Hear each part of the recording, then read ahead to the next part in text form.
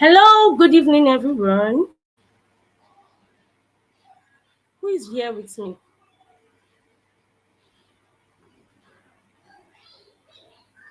Who is here with me?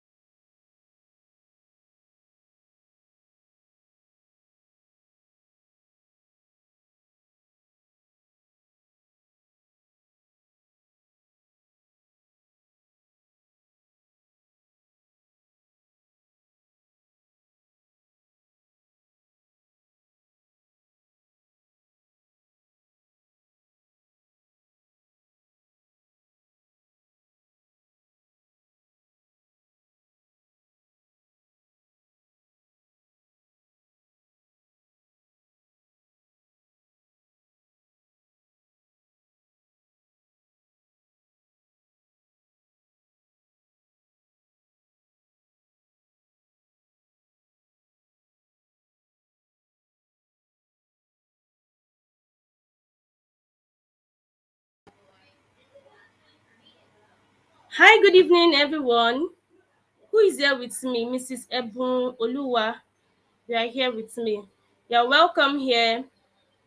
You're welcome to this live session. So, if you can see me and you can hear me, just put it in the comment section that you can see me and you can hear me.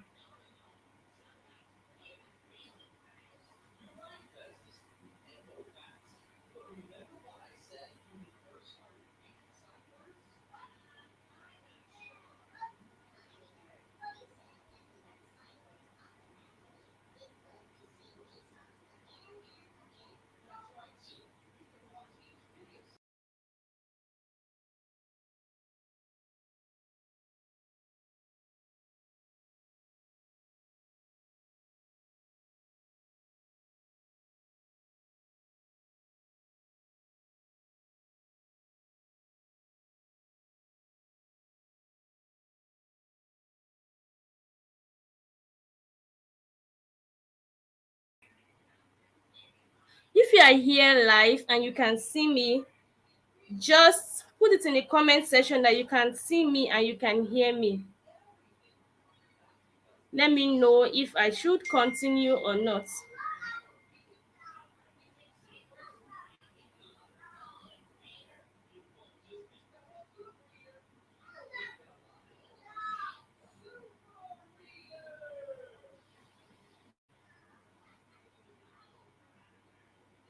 Can you see me?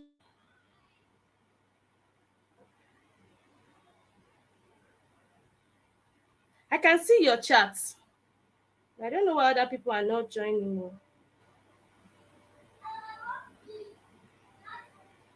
Mojisola Bankole, you are welcome here. Please, I don't know if you can help me.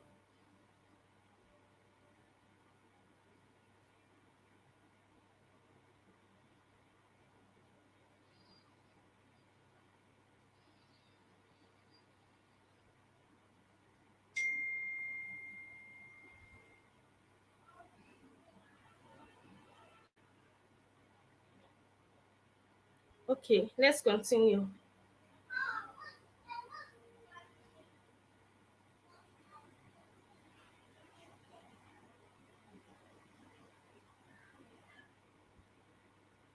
You can see me and you can hear me.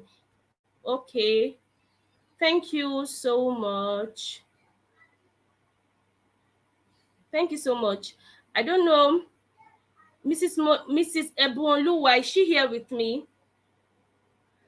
If there's nobody here, then you're welcome here.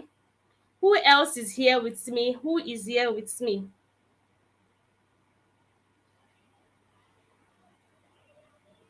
If you can see me and you can hear me, just put it in the comment section. Let me be sure you are here with me.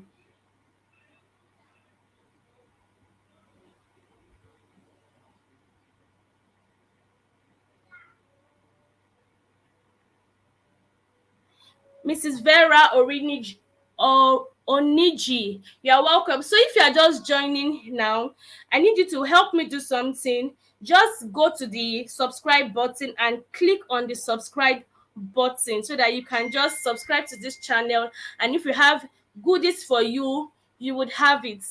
And if you know anybody that's in the group that needs to be here, kindly just, I'm giving a chance to other people to join today.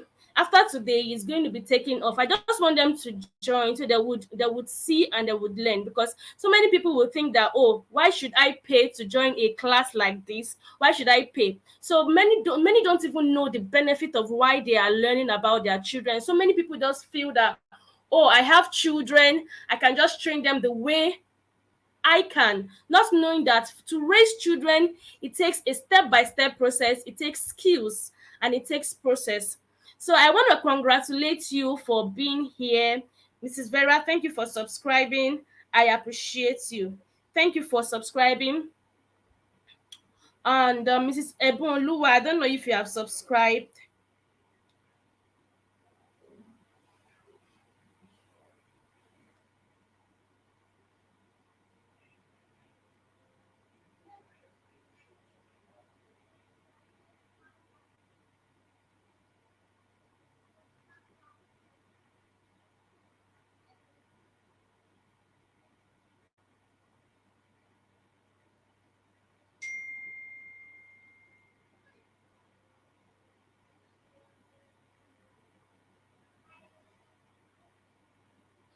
Okay, let's just hold on for a while.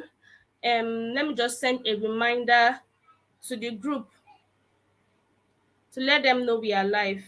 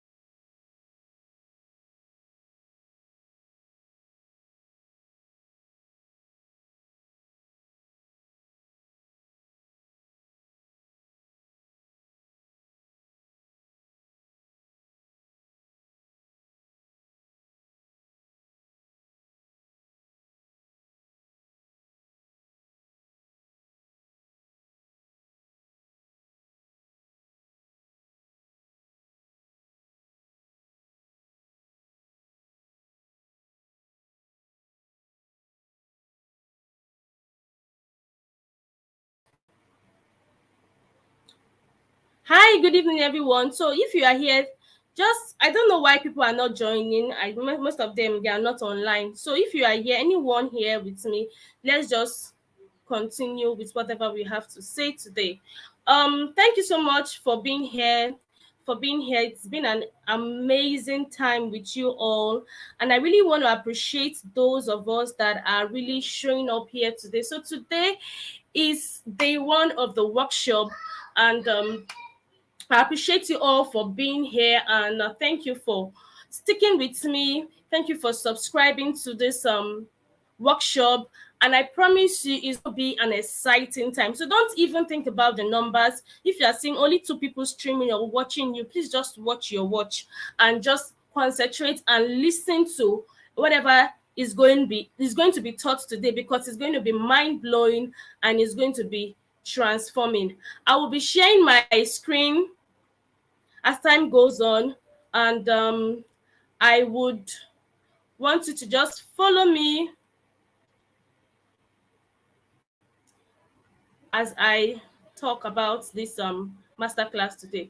So it's day one of our workshop, from chaos to connection workshop, and today we are going to be talking about, so if you are here, please just use the comment section. Always use the comment section. Always put in the comment section whatever you feel that you need to put in the comment section, and whatever you need to write, put it in the comment section. If you are just joining us, ensure you subscribe to this channel.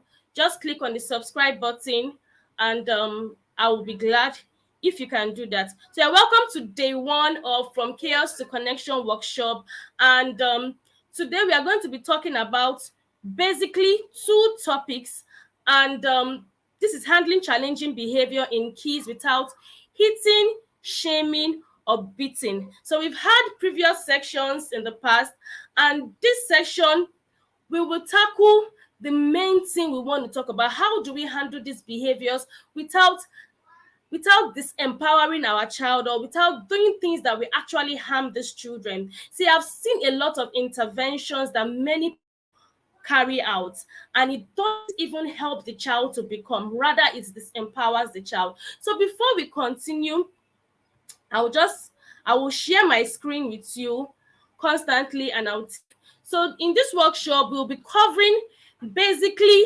two 4 topics. No, rather we'll cover, no, not 4, we will cover 6 topics. The one we will talk about mastering your child's unique communication style to get them to listen and connect with you.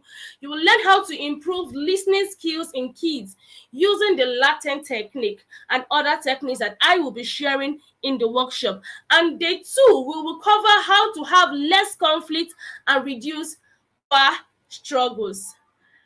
You will also learn how to help your child who is going through a difficult time. So is your child having a difficult time? Do you have children who go through tantrums? You have children who don't listen. You have children who don't want to actually do what you have asked them to do.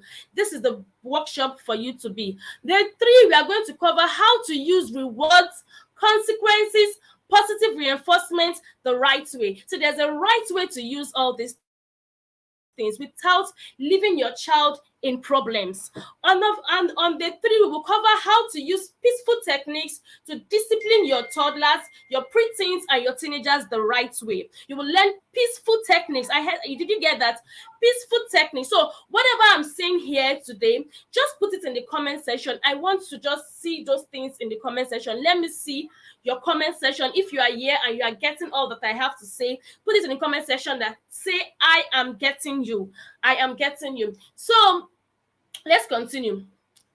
So on day 4, I will be answering all your questions. So if you have questions to ask me, please just keep your questions, and I will be willing to answer all your questions. I will answer all your questions on day 4. So it's a 4 days workshop that will empower you, and trust me, after this workshop you would not remain the same. This is going to drastically change in your parenting journey. Trust me. So let's move on. I know you have a lot of burning questions in your heart. I've heard people ask me, Christabel, why does my child seem to ignore me when I ask them a question? Mrs. Isaac Ogenefejiro, you're welcome here. Kindly subscribe to this channel if you are just joining for the first time. So I've had people ask me these questions. Why does my child seem to ignore me when I ask them to do something? How can I get my child's attention when they are engrossed in their screens? You see, many times we try to talk to our children, sometimes they don't even listen. So I'm going to be answering your burning questions today. So is there any question in your heart that you want to ask? Please drop it in the comment section, for I will be answering all of them. I may not answer them today, but we have a segment for question and answers. Why does my child only listen when I raise my voice or when I get angry? We will be answering those questions, and even if we don't answer them today, we have a segment for that. How can I encourage my child to listen? I've heard people say that questions. They've asked me questions like that. So how can I encourage active listening and engagement during family conversations? And so many other questions like that. We will be answering all those questions in this workshop. So just keep your questions, because this session is going to be mind blowing. So thank you so much for coming here with me. Isaac, Coach Precious, you're welcome. Thank you so much for joining. I appreciate you and I honor you. So let's move forward. So who am I? Before we continue, who are you listening to? Let me just introduce myself in case you don't know me, or in case you are watching this replay. Maybe you are buying this replay and you want to know who this person is. So I'm Christabel. I'm a believer. I'm a deliberate parenting educator. I'm a certified early childhood programmer. I'm a professional virtual assistant, a teacher, a wife, and a mother. And I work with parents to help them create solid bonds with their kids in creative ways and also build their self-esteem. That is what I do. I also assist brands who are very busy. So I do a lot of things, and this is one of those things I do. I've authored so many books. One of my books is How Busy Parents Can Create Strong Bonds with Their Kids Easily. I've authored What Power in Parenting, the School Readiness Kit, Daily, Monthly, Weekly Planner for Busy Parents. I also have the Family Bonding Toolkit. You can get all of them from Seller. This is the Family Bonding Toolkit. I have it on Seller. This is one of my products. I'm also the convener of the Bully Prevention Tour 2022, where we reach out to schools to end bullying in schools. Last year, we reached out to almost 1,000 students, and this year we reached out to more students. And by next year, we will still reach out to more. So by now, you must have known who you are talking to. This is one of the pictures of our bully tour, where we went to a secondary school in Lagos State, and this is another school we went to.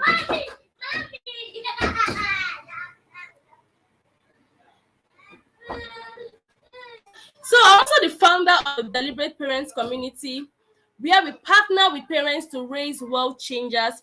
You can join us there. Don't worry, I will share the link in the group so that you can join us there. So if you are still here with me, just put it in the comment section that you are here. I was also listed as one of 2023 top 100 smart brands in Africa. That's my picture there, the one I pointed. So that's me over there. I was listed as one of the. So I'm here to actually teach you this topic because I've actually experienced a lot of things and have come through a lot in my encounter working with children, working with parents, and I am the right person to tell you how to go about it. So we are going to be dealing with topic number 1, and topic number 1 is mastering your child's unique communication style to get them to listen and to connect with you. Mastering your child's unique communication style to get them to listen and connect with you. See, if you are able to master your child's communication style, you master the way your child listens, it is very easy for you to actually get them to do anything. But if you don't know your child's communication style, you don't know how to communicate with them so that they will listen to you, you will definitely keep struggling. You will struggle to get them to listen to you. You will struggle to get them to obey. You will struggle to teach them your values. You will struggle to do a lot of things. But if you understand these things, I tell you, this is going to be a mind-blowing time for you. So what are the reasons why children don't listen? Is there any reason why they don't listen? I've had sections, I have had cases where people come to me to tell me that my child doesn't listen when I speak. Have you been in that situation? If you have been in that situation, just put it in the comment section. Have you been in that situation whereby when you are talking to your child, it's as if you are talking to breeze? You are talking to somebody, but the person is not even getting what you are saying. Have you been in that situation? If you have been in that situation, just put it in the comment section. Let me know that I have been in that situation. If you have been in that situation whereby you speak to your child doesn't listen, it's just as if you are talking to somebody else, and the child is just looking at you that, what's this person saying? Have you been in that situation? If you have been there, and if you are just joining me, kindly just subscribe to this channel. Go to the subscribe button and subscribe to this channel. So have you been in that situation? So these are the facts. There are some factors that would affect your child listening. A lot of factors are responsible for children not listening. You get to shout, you get to scream, you get to do a lot of things just to get them to listen, but they're not listening. There are so many factors involved. One, we have brain synapses. Brain synapses. So what is brain synapses? See, there are a lot of things that go on in the brain. A lot of things go on in the child's brain. Look at the child's brain. I want you to look at this picture. This is the picture of the child's brain. Can you see some kind of connection that moves up and down? There are so many things that goes on in the child brain when a child is from not even from 0 to 5 years old, but at that point in time, a lot of things are going on. Then when the child gets to puberty, there are so many things going on in the child's brain, and the connection between these neurons in the brain allow for communication and information processes. So if there is a problem here, if this connection properly linked, or if you are not stimulating it the right way, there's no way whatever you are saying to your child may not be able to answer you. There are so many things going on in the child's brain. I told you during puberty, a lot of things go on in the life of teenagers. For example, hormonal factors. And when a child approaches puberty, there's so many things that go on in the child's brain. For example, I told you, puberty is one of those things. The child starts feeling somehow. At that point in time, the child doesn't want to talk to anybody. I know you have been a teenager before, and you know how it is. When you are going through those kind of teenage milestone, you have mood swings, you don't feel like talking to people, you don't feel at that point in time, even if your parents ask you to do something, you'll be very reluctant. So developmental factors is responsible. I'm very fast with that. I talked about brain synapses. So you should know these things. When you know these things, it's easy for you to actually understand the child and understand where the child is coming from. That, I don't even have to shout because I know that it is not the child's fault. If you have listened to me very well, you understand the fact that I have said this over and over and over and again. There are so many things that can actually affect your child's attention span, your child's ability to self-regulate, your child's ability to show emotional regulation, and not only that, it also affects the way they think, the way they listen to you, and also the way they relate with you. So a lot of things go on in the child's brain. So when you know these things, you know how to deal with it. Another thing that affects listening is distraction. So what is distraction? Media, for example, the media is a distraction to your child if it is not properly used. If you don't use it the right way, it's going to destroy your child. It's going to disrupt the child's brain from actually listening, because a lot of things have happened to the brain. You have not allowed the formative part of the brain to form properly. When you constantly distract your child with media such as television, video games, mobile devices can be highly stimulating and captivating for children. So you want to understand the fact, where am I coming from? Am I the one that is even causing this child not to listen to me? Have I done so? What am I doing? What is my program like? What was those things I have in place in my home? What are Do I have a media guide? Do I just do things anyhow? These things will actually affect the way your child listens. So continue when you continually expose your child to media, it can lead to shorter attention span. When you are talking to the child is not listening because his attention span has been dampened. So what is that thing that you have in place in your home? What kind of activities do you do at home? Is it helping your child or is it breaking your child? Ask yourself this question.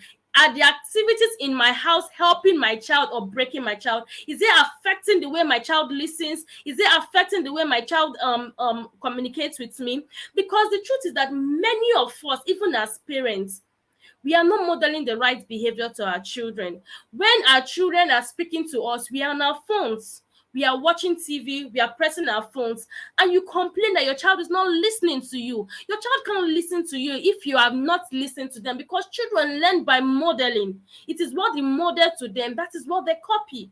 Children learn by modeling. So this can actually be a very challenge to you as a parent because your child is not listening. So the effect of this is overstimulation. The child's brain is overstimulated. He can't listen. He can't hear you. Do you understand? He can't hear you. Excessive screen time can decrease your child's ability to listen.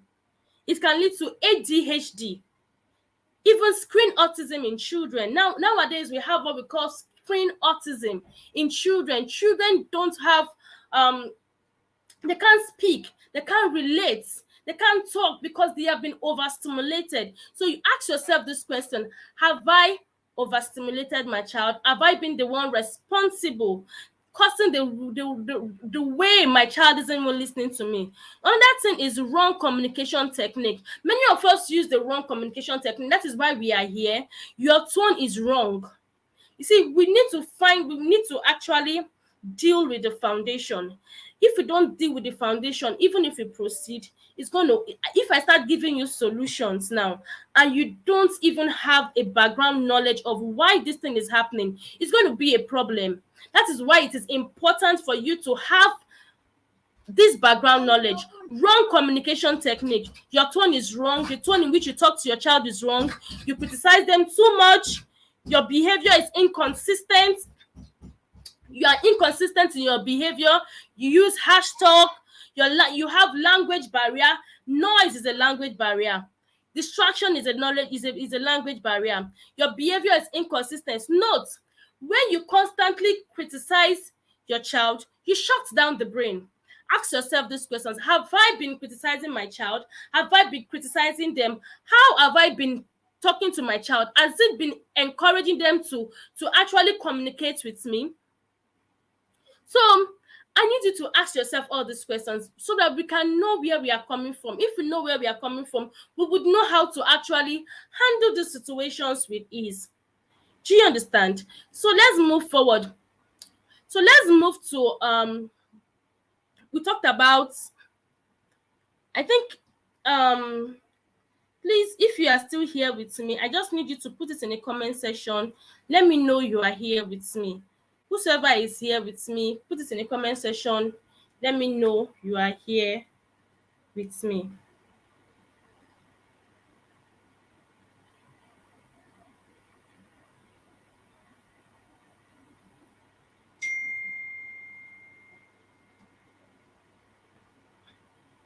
Okay. So we've established the factors that actually affect our child communicating with us or listening to us. We've talked about language, we've talked about communication techniques, we've talked about noise, we've talked about distraction, we've talked about screen time. So now let's move forward. So when you talk about communication styles, what do we mean? We mean the way your child actually understands you, how your child receives information, how your child receives information. Please, we get a replay link?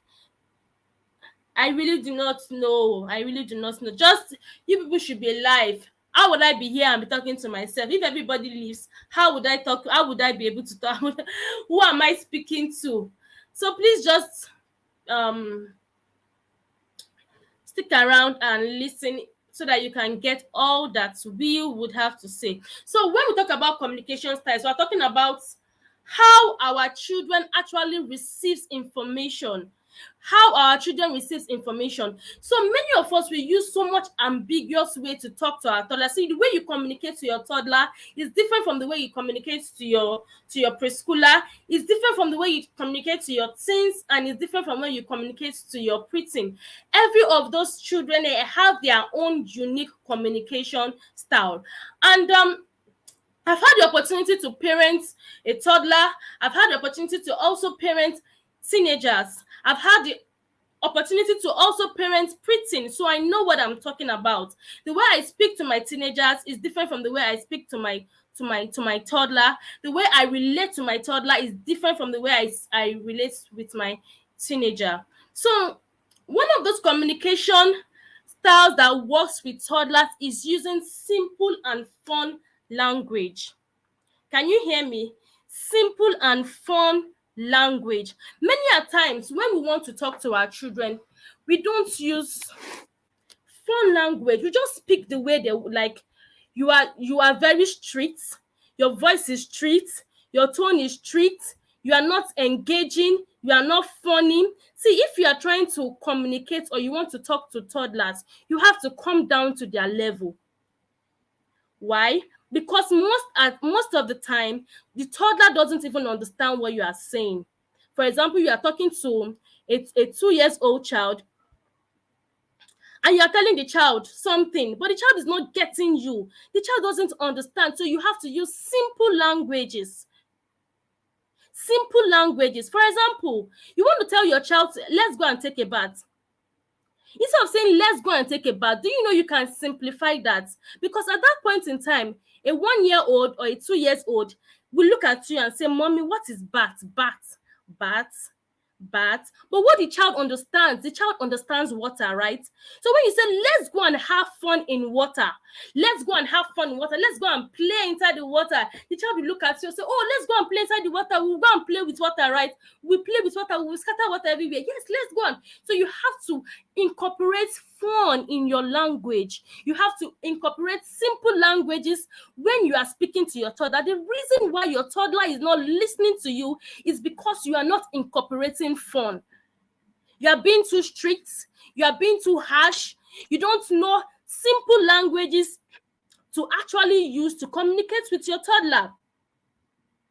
For example, you want to say, it's time to eat. It's time to eat, and your toddler say, no, I don't want to eat. Instead of saying it's time to eat, there's a better word to say. You can say, let's have some yum, yum, yum, yum, yum, yum, yum, yum, yummy, yummy, yummy, yummy, yummy, yummy food. It's yummy time, yummy time, yummy time. And the child looks at you. Yummy, yummy, yummy, yummy. I do that a lot with my son. For example, I'm telling him it's time to eat. Come, let's go and eat. He'll just be looking at me like, but when I say it's time, yummy, yummy time, like it's time to eat. It's time to eat. We're going to eat delicious noodles. There's a way I can actually put it. So if you have children that you are talking to come and eat, and the child is looking at you, you have to make it fun. You have to make it in a way that the child understands.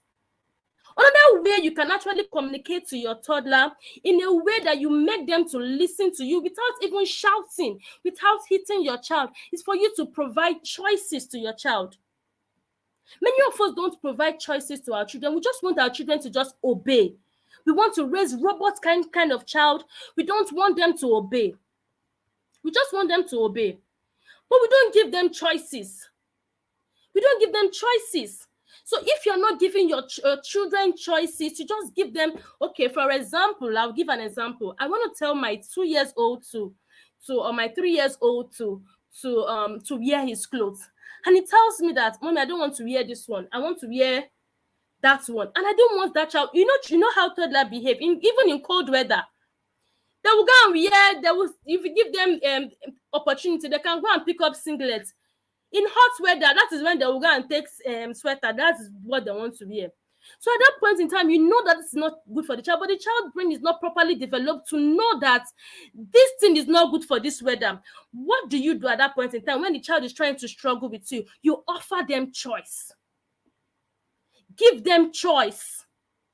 For example, This is a phone. I can bring up two phones. I can say, do you want the blue phone or the yellow phone? Because you have given them choice within the circumference of what you have, your child is going to pick one. But when you don't give them choice, because as a toddler or as a small child, they will want to also show you that they have authority. They want to show you that yes, they have autonomy. They want to show you that they have strength. But when you now give them your will, you put your will on your child, do you know what you are doing to that child? You are actually killing the child's self-will. You are destroying the child because the child would not have the opportunity to speak outside because you have destroyed his will. So give them choices. Give them the ability to make choices. Give them options. If your child is disobedient and you're asking the child, please leave the room. Give them choice. Do I leave the room for you? You want to still remain to this room? If you are properly connected to your child, I'm telling you the truth, your child is going to choose you. I've tried it so many times. When my child started throwing a tantrum, I asked them a question. Do you want me to leave this room right now and let me just go and cool off my head, or you leave the room and go and take some time out? My son will hold me. Mommy, please don't go. Mommy, don't go. Don't go. Don't go. Don't go. Because I've built connection with that child. I've built connection. So he values my connection. So you have to provide them choices. 3 is for you to use gestures. I've seen parents say, okay, I've seen, especially our African parents, give me that bucket there. Give me that bucket. Give me that bucket. The child is looking at you. Bucket. Mommy, where is it? Where should I put it? Put it on my head. You're not using gestures. You're not pointing. You're not using actions. So for your child to understand what you are saying. Mommy, is it that chair? Yes, that chair that we used to sit. We will sit on it like this. Yes, give me that book that we used to read like this. You will describe it. Describe what you want them to bring for you. Don't expect them to know. Because that's a toddler. A toddler age is from 1 to 3 years old. We're going to talk about toddlers, we're going to talk about preteens, and we're going to talk about teenagers. So the way your toddler is different from the way you communicate to your preteens. So you use gestures. Another thing you can use is songs and rhymes. Do you notice why do they use rhymes and songs in primary school or secondary school? Why do they use rhymes? Please, if you're just joining this channel, kindly just click on the subscribe button and just subscribe. It won't take you anything. It won't take you any. Just click on the subscribe button and subscribe. And if you have done subscribed, Mrs. Bosade Shemboyejo, thank you for joining. So when you sing songs, you provide them songs. Have you noticed that when you start singing, or when you want your children to, like, for example, you have a toddler that don't like brushing his teeth. You have a child that doesn't like brushing his teeth. Do you know what I do to get my son to brush his teeth? I've never struggled for me to get him to brush his teeth. I used to struggle before, but when I caught this, there was no more struggle. I will start singing. I'll be doing like this. I will be describing. You need to see me when we are doing activities, not even activities, just to make them listen. I will come down to their level. But when you're not down to their level, you just expect them to just obey. It's going to be difficult. You'll be struggle because they don't understand. You have not come down to their level because their brain is not properly developed. You need to come down to their level and speak to them. You sing songs. Brush your teeth, I start singing songs. I look for ways to actually incorporate these things. Your child is not learning the scriptures. You can turn your scriptures to songs. My child is not listening.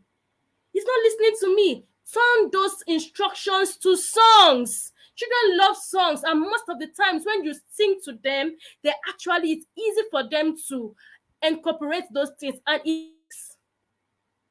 so whatever you want to teach your children today, there's a way you into a form of songs. For example, you want your child to when you wake up in the morning, before they go to school, what they should do. Turn the schedules to songs. Why do you think they turn this there's one song they used to sing in nursery. I can't really remember the song. They turn it to song just for them to get the attention of the child. So most of those things, you turn them to songs and you start teaching your children. Like me, what I do, even if I want to teach the scriptures, I turn them to songs. I turn them to songs so that it can be easy for me to teach them. So if you are wondering why is your child not listening, it's because we are not incorporating these things. And it's easy for me to actually teach them. For example, if I want to teach my son, for God to love the world, there's a way I can turn that into a song. I'll use one of those that are cartoon song and turn it to, I use the tone. So if they can learn those cartoon lyrics, definitely they can learn anything I want to teach them and incorporate it into their daily activities. I can turn that song to, for God so loved the world that he gave his son, that whosoever believeth in him shall have everlasting life. That's a song. So it's easy for that child to learn that thing. You are using songs. Another thing you can do is role playing. Role playing. So you have to act. You will act it, what you want your child to learn. Or for example, you want to speak to your toddler to do something. You want to, okay, you will act it, to start role playing. Oh, let's arrange the bed. Okay, now let us do it like this. We will show them what to do, because the best way children learn is through modeling. So you have to role play. Use toys, use puppets. You act scenarios, you demonstrate behaviors. For instance, a doll to show how to share toys. You can use a doll. You can get all those puppets and start showing your child how to use it. Do you understand me? Yes, thank you for subscribing, Mrs. Anighoro. Thank you for joining. So let's continue. Another thing you can use is positive reinforcement. So you can praise and encourage good behavior. I see a lot of us criticize behaviors. We tend to magnify the bad behavior. But when it gets to time for us to appreciate the good behavior, what goes wrong? We see so much fault in what our children do that we don't even appreciate the good behavior. Let me tell you. You see, when you appreciate your children, you encourage them, there's a way it tends to work on their brain. There's a part of the brain that whenever you appreciate the child, that part of the brain becomes more and more activated. It becomes more activated. It becomes more functional. It sends a lot of what they call it, triggers to the brain. It sends a lot of triggers to the brain. Immediately you start appreciation. That is positive reinforcement. You use positive reinforcement to actually stimulate good behavior. That is positive reinforcement. So one of those communication styles for toddlers is using positive reinforcement. So that's one of those things. Please go and meet up Osato. I'm coming.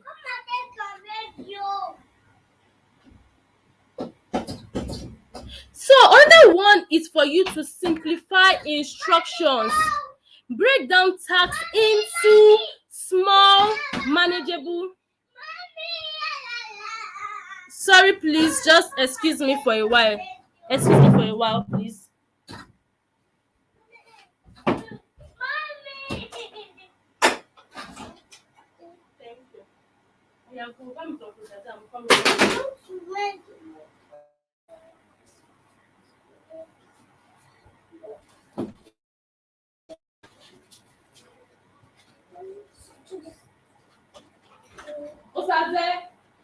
Osaze.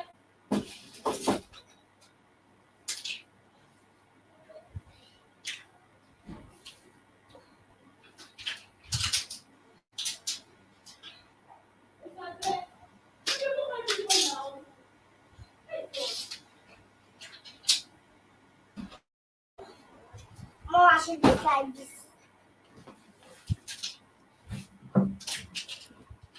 Okay, sorry. I have to attend to my son. Okay, so let's continue communication techniques that work with toddlers. We have we've talked about several ones. Other one that work is simplifying instructions. So you have to break down your task into small manageable steps instead of saying it in a very long way. For example, you want to tell your child. I've seen people to instruct their child to do something. They just say it in a very long way. They don't break it down. You have to break down your communication. So for communication to be effective, there must be a feedback. So if your child is not giving you feedback, it means that your communication has not have not been accomplished. Do you get me? To break down instructions into simple parts that your child can understand.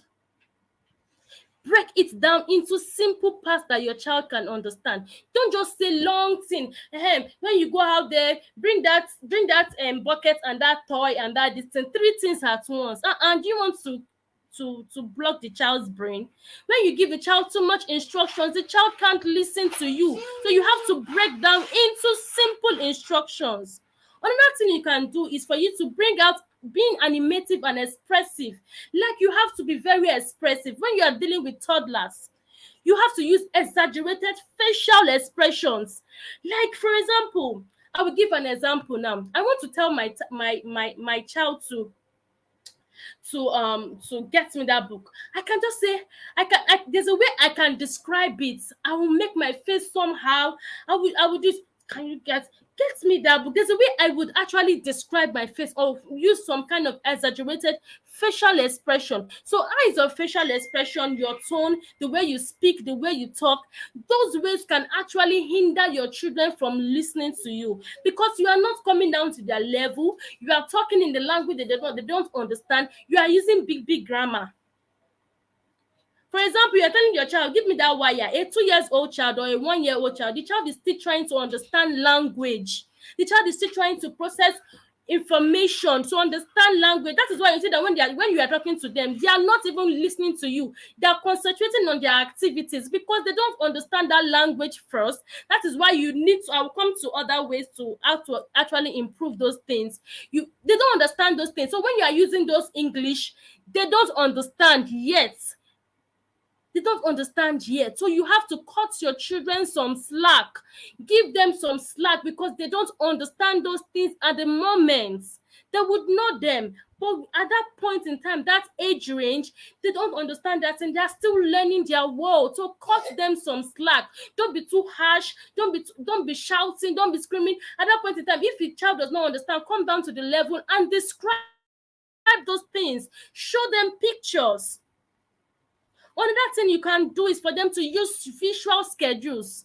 Visuals are very important. So we have different kind of learners. We have different kind of communicators. We have people that learn through what they see. We have people that learn through what they hear. And we have people that learn through movements. So many of you don't children to move, not knowing that that is how they actually learn. Movement is the way children learn, because the way when they move, they touch things, they touch the fan, they touch this thing, they learn from there. They understand that, okay, when this thing falls down, it hits the floor and it gets broken. But when you don't allow them to move and you're not shouting, don't go there, don't go there, don't go there, don't go there, the child isn't understanding why you are asking them not to go there. The child will definitely go there because the child doesn't understand what you are saying. So you have to allow them to move, allow them to feel, allow them to touch, allow them to touch things. When you allow them to touch things, that is when they'll learn. They understand better. Tomorrow you are telling the child to go to that place. The child understands that when he goes to that place, he will fall down. So he won't go there tomorrow. So but when you're not allowing them to move, they can't learn.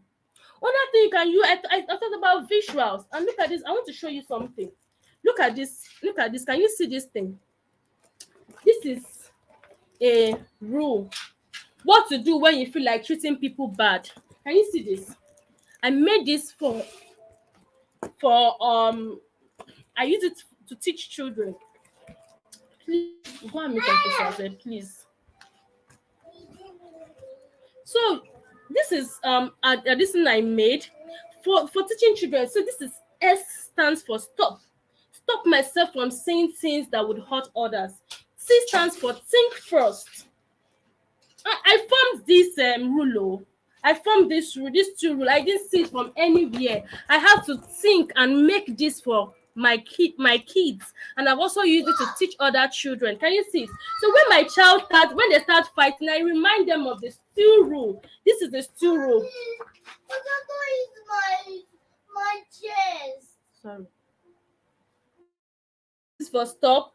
T is for think first. H is for hands in my pocket. W is for walk away. I run away. Sorry, please excuse me. I run away.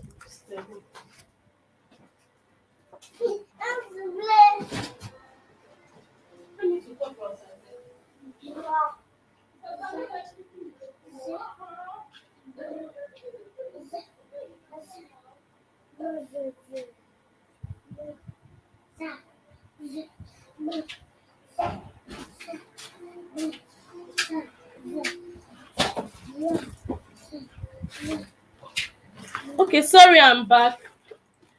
As I was saying, so I created this two rule. This is T for think first, I for I am, H for hands in my pocket, W for walk away. So when they see these things, it's easy for them to actually assimilate, and it's easy for them to understand because these are visuals. Children work with visuals a lot. So if you are not visualizing these things and you are just talking and talking and talking and talking, they will not listen to you. They will just be looking at you. Look at this book. I want you to look at this book. What name of this book? This book is I Want My Potty. I want my potty. When my son and my children, they were my son and my daughter, when I was trying to potty train them, I use this book, I Want My Potty.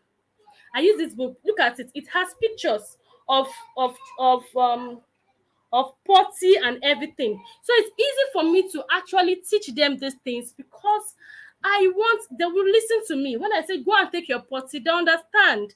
They listen because I've used visuals for them. So this is another visual again. This one is, look at this one. This is for scriptures. So if you're not investing in visuals and you're expecting your child to listen, please go and invest in visuals. Read a lot of books.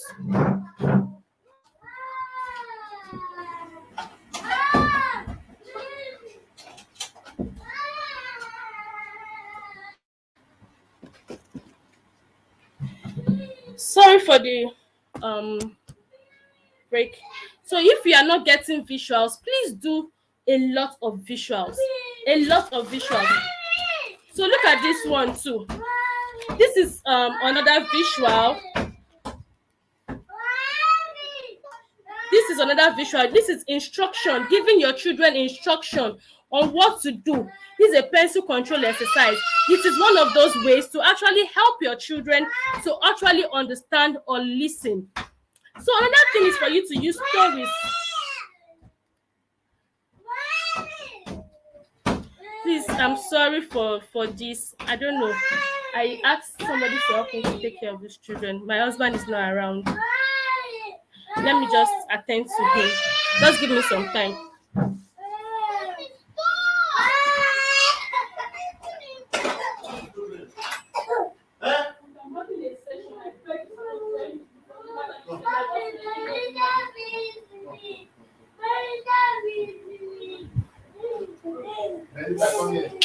Benita, come. Benita, come here.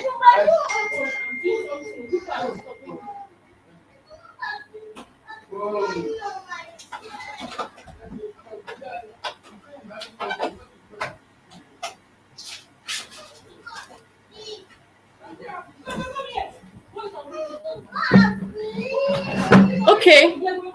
Sorry, I had to attend to my kids. So where did we stop? So the next thing you can do is using stories and incorporating stories in your conversation. I've talked about stories. Using social stories, a lot of stories. Use stories. If you don't know how to use stories, please go and learn how to use stories to talk to your children. Many of us don't know how to tell stories. God, if you hear when I say stories, and when you hear when I speak, when I talk about stories, it's very, very interesting. I can convert anything I want to teach into a story, and when I convert it into story, my children will actually get it. So that is another communication style you can actually use for your children. The reason why your child isn't listening is because you are not playing. You are not playing. Being a playful parent doesn't mean that you are permissive. Many people will say, oh, playful parenting, it's because you are playing, that is why your children are not listening to you. That is not true. Being playful doesn't mean you are permissive. Get this and get this right. Being playful doesn't mean you are permissive, because play promotes learning. The more you play, the more your child listens. The more you play, the more you do things in a playful way, the more your child listens. So let me even tell you why you should even allow them to play. Remember I told you that when you allow them to engage in a lot of activities, they move, that is play. They learn a lot of things doing that. So most of those times you don't need to shout about some things, because they will normally natural consequence will teach them. By the time they put their hand in this thing, I'm not saying you should allow them to do anything they want to do, but when they play, they learn better. There's some things you don't shout about. There's some things you don't cry about. There's some things you don't bother yourself about, because you have allowed them to play. They will learn about it. Play enhances critical thinking, problem solving, and creativity. Your child becomes more creative. Your child becomes more, has the ability to problem solve. So you don't have to shout, you don't have to scream, because you have actually allowed them to play, do activities. So you are not screaming for them to listen. They understand this. They have gone through this play therapy. Play allows your child to build social and emotional development, social skills. You see, children that are not, you say, for example, you say your child doesn't relate with people, they don't talk to people, they don't communicate with people, they don't speak with people. You say, this child is shy, this child does not talk to people. It's because you have not been allowing that child to go out. You're always caging the child inside the room. You don't allow the child to play.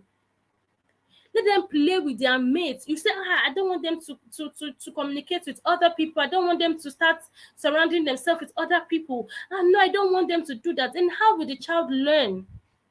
Tomorrow you are complaining that the child is not even communicating with you, but you have not allowed them to even communicate with other people. Are you seeing where all these things are coming from? Another reason why you should also incorporate play in your communication, because play also helps language and communication to be better.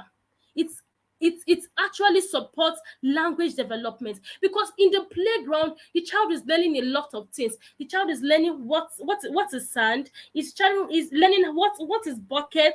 He's learning what is a lot of things. The child sees a lot of things going on around him, and he asks you, mommy, what is this, what is this, what is that, what is this, what is this, and you're telling the child. But when you are not allowing the child to play, there will be a problem. The child can't even learn language. And remember, I told you that language is very important for your child to even listen to you. If the child doesn't understand that language or what you are saying to that child, how would the child even listen to you? It will be difficult. It will be very difficult. So your child is not listening because you are not playing. And never ever think that being playful is permissive parenting. Or some people will tell you that because you are playing with this child too much, that is why the child is not listening to you. Don't listen to them. Don't listen to them. The child is not playing. That is why, because you are playing with the child too much, that is why the child is not listening to you. Who told you that? That's a lie. I said it's a lie. The more you play with your children, the more connected they are with you, and the more they listen to you. So if anybody is telling you that lie, that because you are playing with your children or because you are trying to communicate with them in a way that they understand, because play is the language of the child. Most of the problems you face today can be solved through play. Play is the child's language. So are you a playful parent? That's the question I will leave you with. So if you are dealing with toddlers, I've actually treated that for toddlers. So now, are you a playful parent? If you are not, please, you need to go down to your child's level. Begin to use playful methods. Begin to smile more. Begin to turn all those your talks into songs. You have to be creative. As a parent, you have to be creative. You have to be a thinking parent. You have to look for better ways to actually communicate with your child in the way they will understand. So you have to learn how to play. All those things are all incorporated in play. Talking, smiling, gestures, using visuals, using books and everything. Let me even show you this book. Look at this book. One of this book. This book is Learn to Share. Learn to Share. You see, when I want to read this book, if you see the way I will read this book, I will read this book. It's not the normal way we used to read book. Okay, let me read this first part. Suddenly, Tucker began to bark. It began to bark. Woo, woo, woo, woo, woo. What is it, boy? Asked Eric. I will change my face. I will do this. My daughter and my son will be looking at me like this. Like it will look as if it's a real story. He reached down to the path. The toy dog on the head. But when Eric looked up, he noticed something strange. Hey, he said out loud, this isn't my front yard. Where am I? Where am I? My son will be looking at me. Mommy, what is it? I'll be so dramatic, like I will turn everything to drama because I want them to understand that book and I want them to listen. Because if you don't play all those drama, you just say, let us come and read. My child is not reading. He's not reading. You are not incorporating drama to the reading. Now, how will he read? It's boring. You are making it boring. He's not listening. It's boring. You are boring. You are not fun. You are not fun to be with. Your child can't listen. So you have to be playful. You have to incorporate play in your learning and never let anybody tell you that when you are playing with your children, you are actually a permissive parent or you are not doing the right thing. They are totally wrong. Do you get that? So let's move on because of time. So let's go to our teenagers. So how do we get our teenagers or our preteens to listen to us? So for teenagers and preteens, their communication style is almost alike. So we are going to talk about communication style for both teenagers and preteens. So if you are here and you are just joining this session, kindly hit the subscribe button and subscribe to this channel and put it in the comment section. Tell me what you have learned so far. Is there anything you've learned so far? Put it in the comment section. Let me know if there's anything before we proceed. Just let me know. Just put it in the comment section now. Within few minutes, put it in the comment section. Just put it in the comment section. Let me know what you have learned so far before I continue. If you don't tell me anything, if I'm seeing some people watching me, just put in the comment section. Let me know what you have learned now. For I think I've been here for over an hour now. Is there anybody here with me? So you people have not learned anything. I've just been talking since. Hey God, my Lord, this is not fair. This is not fair. Oh. So do you know your teenagers? Do you know your preteens? Because it comes from knowing them. When you know who you are raising, it is very easy for you to communicate with them. It is when you don't know who you are raising, that is when it is very difficult for you to communicate with them. So when you know that your teenagers or your preteens, they are emotional beings. They are so emotional. Any small thing, they start crying.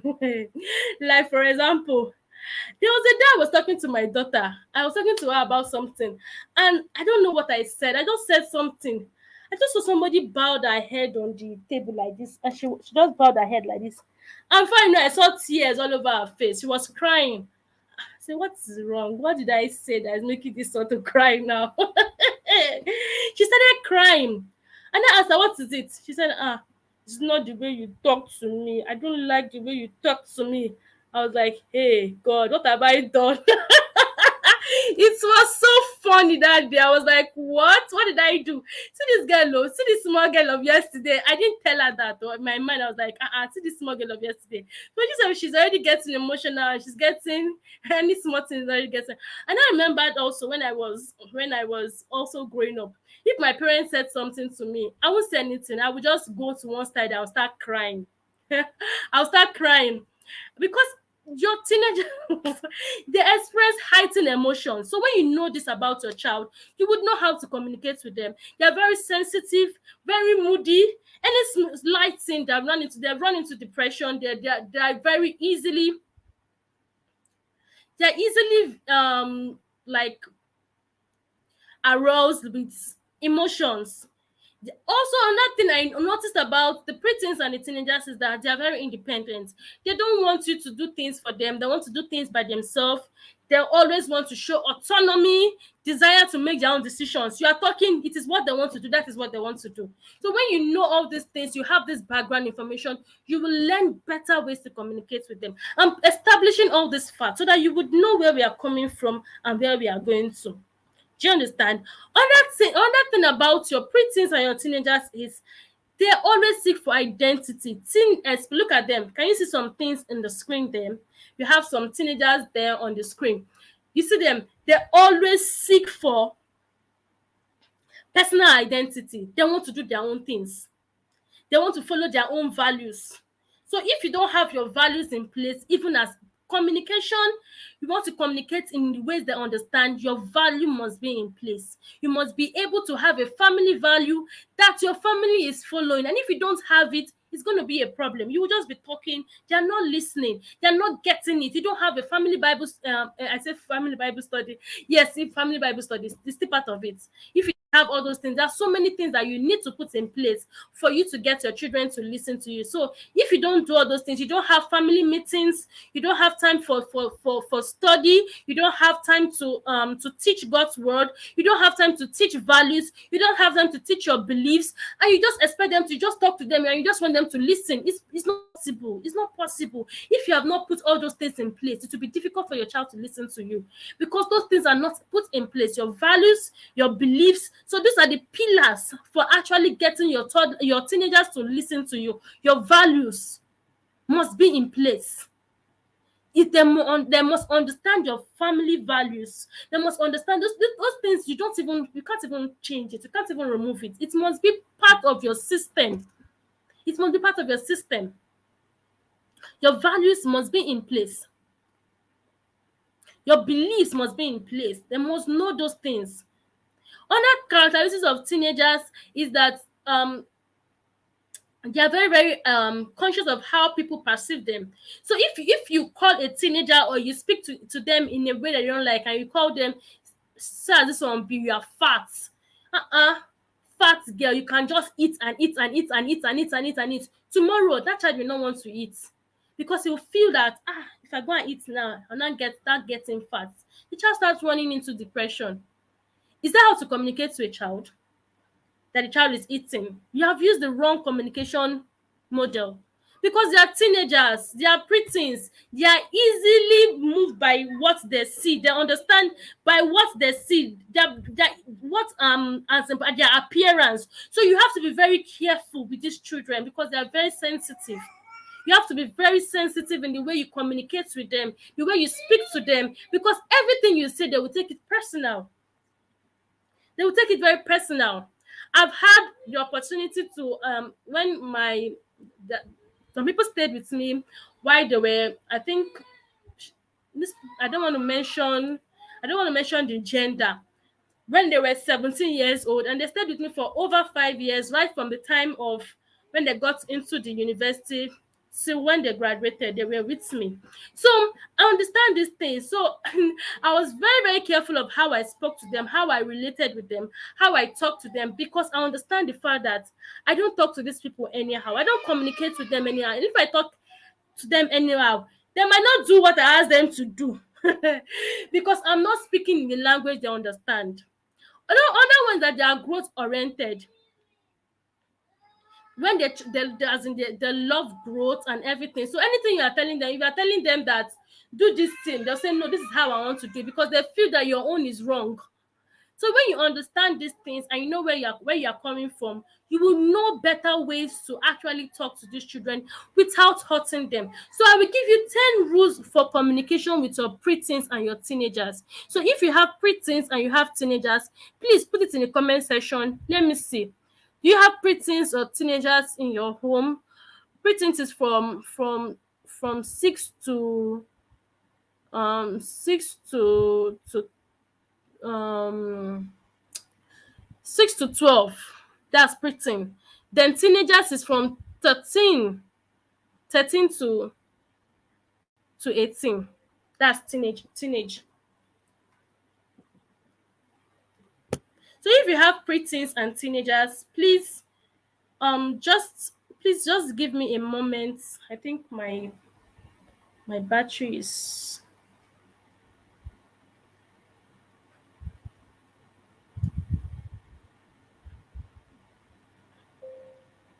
Please just give me some time. I'm coming.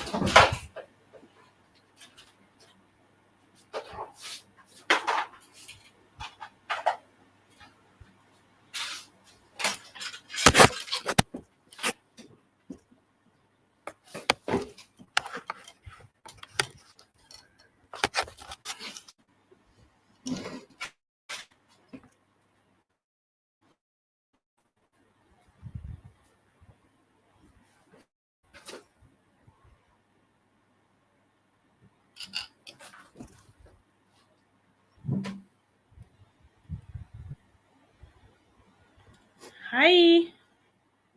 Please, I just want to ensure my device is charging because I don't want it to go off.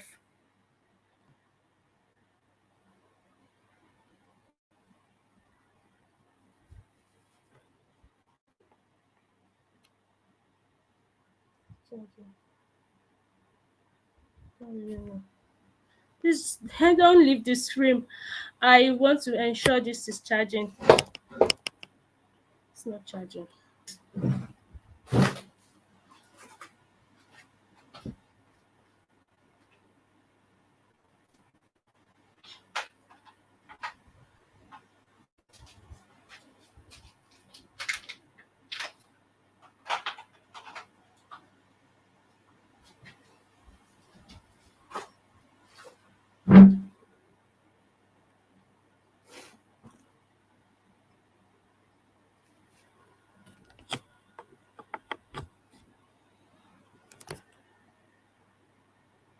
What's happening? I don't really know.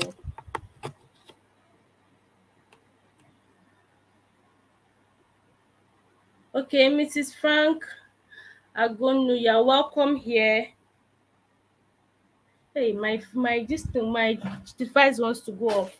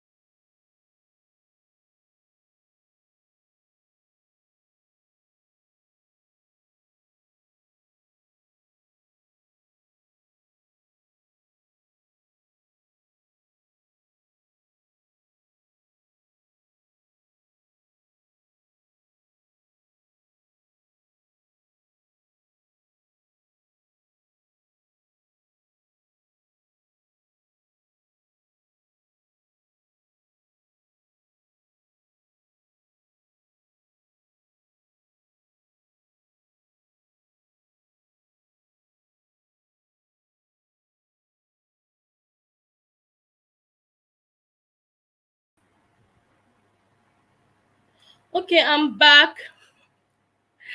Sorry, I'm back. So please, if you are here, and I'm very sorry for the break in transmission. Oh God, please, if you can still see me and hear me, please just let me know that you can still see me. My device just went off. I was trying to power it, but it was not coming on. I don't know what happened. The devil please, if you are, just join back with the link. Oh, if you are here, if you can see me, please. Like, I know that some people can see me. Let me know now. Let me know if I should continue. If you can see me, let me know. Please just put it in the comment section. I can see you. Talk now.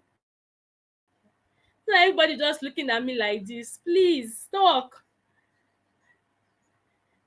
Can you see me? So let me know if I should continue.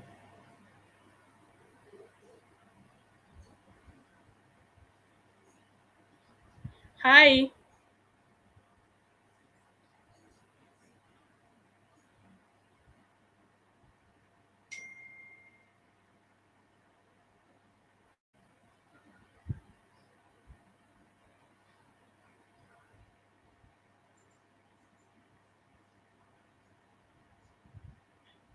Is anybody there? Let me just know that you are there with me.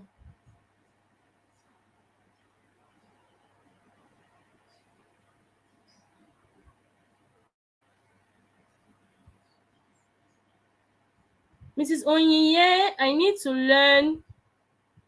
What did she write here? I need to learn how to be playful so my toddler can listen. Exactly. You need to be very playful so that your children can listen to you. And never ever think that playing with your children is permissive parenting. A lot of people will tell you that it's because you are playing with this child too much, that is why the child is not listening to you. That's a lie. That's a big fat lie.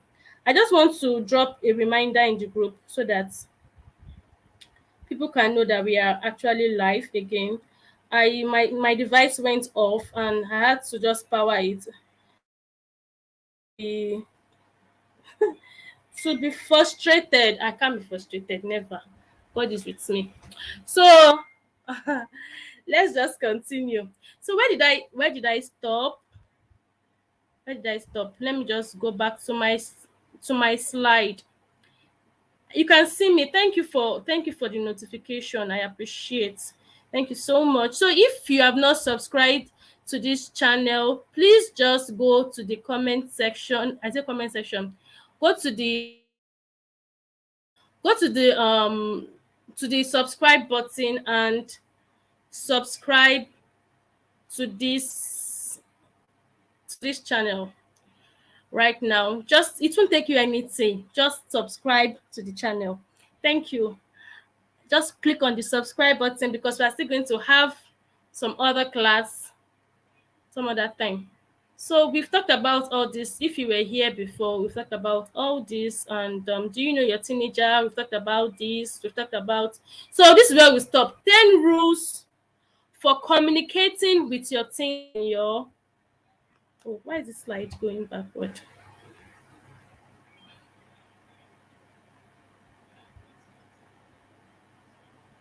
See, working behind the scenes is not as easy as you think.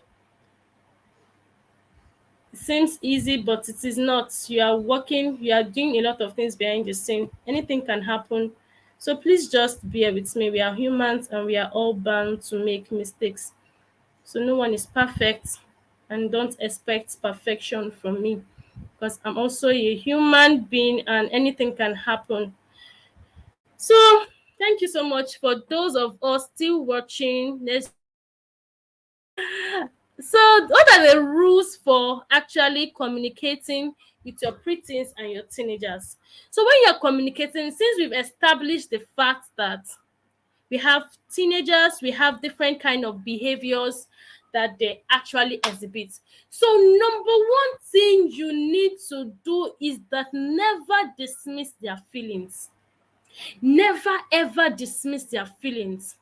Now, I remember a time when I had a teenager staying with me, and I asked her to go and do something. And immediately she told me that, please, ma, I am having, I don't know how I'm feeling. I don't even feel like doing anything. I don't know. My body is just doing me somehow. I understood the fact that, as women or as ladies, we get to a point in our life whereby, especially ladies, we usually have this mood swing. We used to have this feeling of, you just feel like not doing it. So the same way you as an adult, you feel that same way. That is the same way your toddler, your teenager, your preteen also feel that same way, because they go through a lot of, I talked about brain synapses the other time. They go through a lot of hormonal development. A lot of things go on inside their mind, a lot of things go on inside their brain. So don't dismiss their feelings. If they ask you, they tell you, ask them to go do something, and they say they don't want to do it, don't dismiss their feelings. What you can do is for you to connect with their feelings. Take their feelings seriously and support them and understand them. Okay, how about you don't want to sweep now, how about you sweeping later on, maybe when you relax a little bit, or when you're a bit relaxed, you can now go back to sweeping. Now you are connecting with their feelings. You're not fighting with them, you're not shouting, you're not screaming for them to listen. Rather, you are connecting with their feelings. You are connecting with how far the way they feel.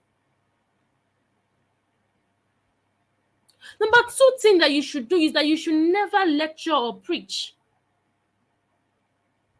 Instead of long lectures, engage them in open conversations. Many of us want to talk to our teenagers or want to communicate with them. You start preaching, you start talking about many things. This one, that one. You sit down, you sit them down. They start talking long sermon. How do you expect them to communicate? People that they have short attention span already. So you have to engage in open conversation. Encourage them to express their thoughts. Okay, how about, what do you think about this? What do you think about that? What do you think about this? You listen actively and you validate their perspective. Number three thing that you can do is that you should not interrupt or dominate their conversation. You want to be the only one speaking. It's not right. You can't get their attention. You can't communicate with them that way. You have to give them ample space to speak and be heard. Let them speak their mind. Let them speak their mind. Give them opportunity to speak their mind. Encourage healthy dialogue. Under rule is not rule number 4. Don't be judgmental. Dealing with your teenagers or dealing with your, never be judgmental, because they are going to give you a lot of things that you need to question. They'll tell you that you ask them to do something. They'll say, no, it is this way. They will start telling you, they will give you facts. Your teenager will give you facts. Your preteen will give you facts. As you're telling them this, they are bringing out, they will look for to back up whatever they're saying. Mommy, no, this is not how to do them. So you don't have to judge them. That is the stage they are. They are in the stage of being very inquisitive and explorative stage. That is their stage. So when you criticize them, you judge their choices. It becomes a problem. They won't even want to communicate with you any longer. When you are talking to them, they will not want to listen because they feel that they will be judged. They would not want to listen to you. So instead of being judgmental, instead of you to start criticizing them, learn to offer guidance and help them explore consequences. So I remembered when I had a teenager staying with me. There was this guy, one of those days, there's this song he used to play, all this kind of, you put all this kind of funny songs on his phone, and I'll be like, why are you listening to this song? And I talked to him, I spoke to him, I said, do you know these songs don't glorify God? And when you listen, I gave him reasons why he shouldn't play that kind of songs, because they don't help him. One day he came to meet me, I said, see, what you said is true. What you said is actually true. So instead of you judging their choices, because they're in the world of, they have a lot of people around them. Remember, you're not the only influence in the life of your child. Did you get that? Put that in the comment section. If you are here, you are not the only influence in the life of your child. You have other influences in their life. Look at these people that are surrounding them. They are influences in the life of your children. These are all influences. So you are not the only one influencing them. So don't think you are the only one that is influencing them. So if you keep on being judgmental, you communicate to them using judgmental tones. If you don't do this, do you know what will happen to you? You will this, you will do that, you will do that, this. If you don't, if you keep doing that, do you think when you speak to them they'll listen to you? Because they are afraid of being judged. They're afraid of being judged. So they would not want to speak to you. They will be afraid to even talk to you. They won't listen to you. When you are speaking, they'll say, well, just leave that old woman alone, Jare. That's what they will call you. They will call you old woman. Have you not seen people call their parents old? They will call their parents old man. Because they feel that that is their own thought is more superior to your own thoughts. So when you constantly judge them, you become like obsolete in their eyes. They don't get to listen to you. Instead, what do you do? Offer guidance. So avoid criticizing or judging their choices. If you want to communicate better with your teens and with your teenagers, avoid judging or criticizing their choices. Their choices, what they choose to do is it's okay, but you have to guide them. Guide them the right way. We are going to talk about discipline, how to discipline them in the other discipline, what to do to discipline your teenagers if in case they are giving you funny attitude. We're going to talk about it in the subsequent class. How to discipline them, how to guide them the right way, the right kind of discipline to use, the right kind of words to use to actually help them become better. So you have to other explore consequences and alternatives. We'll talk about consequences in a non-judgmental way. Don't start judging them or start telling them how what you did in your own time and this thing in my own time. Remember, your time and this time is different. It's not the same. The way they raise children then is different from how they raise children now. There are a lot of vices fighting our children, a lot of vices. Then in your time, there was no mobile phone. There was no phone. Even if there was phone, how many of those phones can browse? How many of them? This time around, we have TVs. We have over 1,001 million channels on DSTV. So there are so many things fighting your children. You have to understand this fact. So you have to be careful of the way you communicate to them so that you will not send them out to the crowd. By the time you communicate with them the wrong way, they will get to other people that will understand them. And those people might be the wrong people and they will deceive your children. They will deceive them. Did you get that? They will deceive them because you have judged them so much, you have ignored them so much, you have criticized them so much, you are using the wrong communication technique. Did you see that? So you have to be a guide and not a criticizer. Did you hear me? You have to be a guide. You don't have to judge their choices always. This, and this, that. You even to have to let them sometimes let them fail. Let them fail. Let them make the mistakes.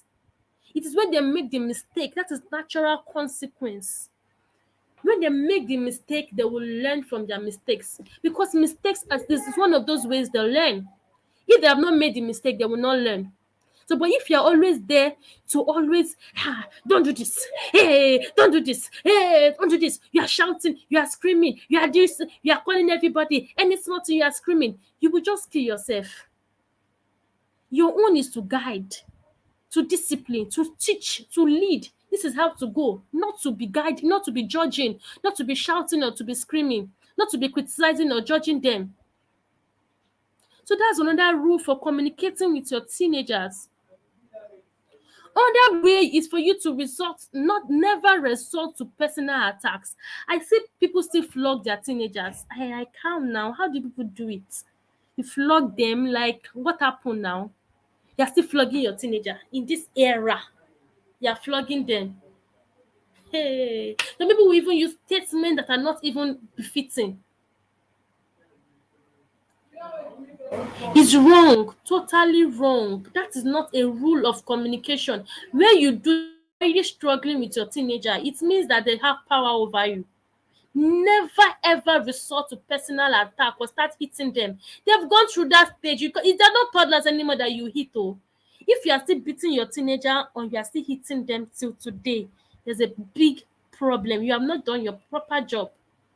It means that that is just a report card of the mistake you have made. If you are still flogging your teenager at this time, it could get to a point where your flogging doesn't matter anymore in their life. You are just wasting your time. So if you are flogging, you are just wasting your time. You are what? Wasting your time. You are not even helping them at all.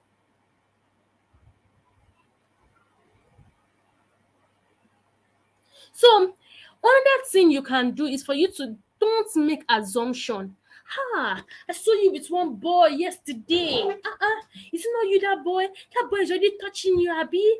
That is not how to communicate. You communicate with connection. You communicate with love. When you see your teenager, you don't start making assumption. Don't start running into conclusion. Don't start thinking like, it's like this guy is already sleeping with somebody. Oh, it's like this somebody is already touching you one kind of. See the way you are looking. Why did you rub that lipstick? One boy is looking at you in one corner, Abi. That is why you are rubbing that lipstick. You start making assumptions. You start giving one funny talk. Instead of that, ask open-ended questions. Ask questions. Communicate with them with questions. Ask questions. Ask them different questions. Don't just ask closed-ended questions. There's a book I wrote. I called it "Get Your Kids Talking." I think over 90 questions that would help you to get your kids to start talking to you. I wrote that book. So there are many questions you can ask. Questions on friendship, questions on school, questions, a lot of questions like that. I put it in the book. I think I sold it when I sold the back to school. You see, back to school, the school readiness kit. It's inside the kit. So one of those things I sold in that kit is that question, this thing. So you ask open-ended question. And if you don't know how to ask open-ended question, I would just advise you to get that ebook. Get Your Kids Talking, just 1,000 naira. You can reach out to me if you need it. So another thing is for you to never validate their experiences. Respect their experiences. If you want to communicate with your children, especially with your teenagers and your preteen, respect their experiences and avoid belittling or dismissing their concerns. They have feelings. You have to acknowledge it. You have to acknowledge their feelings. If you want them to talk to you tomorrow, you want them to listen to you, you have to start acknowledging the way they feel. Acknowledge their challenges. I told you before, one of the reasons why they don't listen is because they are going through a lot. Your teenager is going through a lot. Do you know the things that happen to them during puberty? Many things happen to them during puberty. During puberty, your teenager is going through hormonal changes in the body, and it actually causes a lot of things to erupt in the body because they don't those things can actually even block them from even reasoning with you. Imagine when you're having your period, how do you feel? Do you feel like talking to anybody? Do you feel like doing anything? And you're not telling, at that point in time when the child is going through that thing, you're not telling the child to go and mop the floor, clean the ground, do this, and the child is telling you, Mommy, I can't do it. And you call the child lazy. You are lazy. It's because you are lazy. You don't want to do this work. But you don't understand that the child is going through a lot of things at that point in time. So you have to be patient. You have to be empathetic. When you are dealing with these people, empathy. You will have to wear empathy. Empathy. Did you hear what I said? Empathy. You will wear empathy. You will wear empathy. Oh. You have to be very empathetic. You have to understand what they are going through. Ask them. I think it's because of your period though. It's like because of you having your period. That's why you can't do this thing. How do we do it now? Okay, what if I give you paracetamol and after the paracetamol you rest? Then when you rest, when you feel better, you can now do the work. Do you need me to get you Lucozade boost to give you strength? Then when you are strengthened, you can do the work. The child understands that you understand their feeling, because they'll know that you understand their feeling. They will listen to you when you ask them to do something. But when you are not empathetic, you start shouting, "He's lazy. You're very lazy. You're a very lazy person. You don't know anything. I'll do this one. You're very dirty." You start giving them, insulting them. Tell me, how would that child listen to you? So if you don't have empathy, you can't communicate with them. Oh. So you go and look for empathy and go and buy in the market. Hey, hey. Did you hear me? You will go and buy empathy. Empathy. When you're dealing with these children, buy empathy and wear it. Wear it very well. Another rule for communication with preteens and teenagers is never use sarcasm or mockery. You start using sarcasm. Because when you start doing that, you actually undermine their feelings. Is it not that thing that you did when you were a teenager? Me, when I was a teenager, do you know what I used to do? Even in my period, I will mop out the whole house. I will clean everything. You and your child are there the same thing. The food that you people used to eat in that time that you were old, is it the same thing that they used to eat now? You don't know that there are a lot of things inside the food that we are eating now that is causing us to be weak. You can't walk. So you have to be very, very careful with your words, so that you can promote understanding. If you don't do things that will actually harm your child in the way of getting your child, or in the name of home training, that you want to train the child, you just start doing anyhow. Yeah, you will just lose that child. You will lose the child to the person that will give the child empathy. Have you not noticed that children are drawn to those people that show them love? So if you're not connecting with your child, even in that time, at that point in time, what your child needs is connection. Your child doesn't need sarcasm. Your child doesn't need you to start mocking them. Your child doesn't need you to invalidate their experience. Your child doesn't need you to make assumptions. Your child doesn't need you to give them personal attack. Your child needs you to connect with them at that point in time. Connection. That's why we call this workshop From Chaos to Connection. Your child needs connection, not all those ones that you are doing. Do you understand? So let's go to the last two rules. Don't lecture about past mistakes. What most people do is for them to lecture about past mistakes. You will now start remembering those things that they have done like 5 years ago. Is it not you that broke plates that day? That you broke that plate. You are to do this, you are to do that. You remember that you broke that plate. Today you are broken on that plate again. You start remembering all those mistakes that they have done. Please don't do it. That is not a communication technique. Remembering past mistake is not a communication technique for your teen or your preteen. Don't start remembering those things that they have done and start bringing it up again. And something that have passed, you're not bringing it again. Focus on growth. Don't stop focusing on mistakes. Focus on growth. Help them understand the consequences of their actions and support their efforts to make better choices.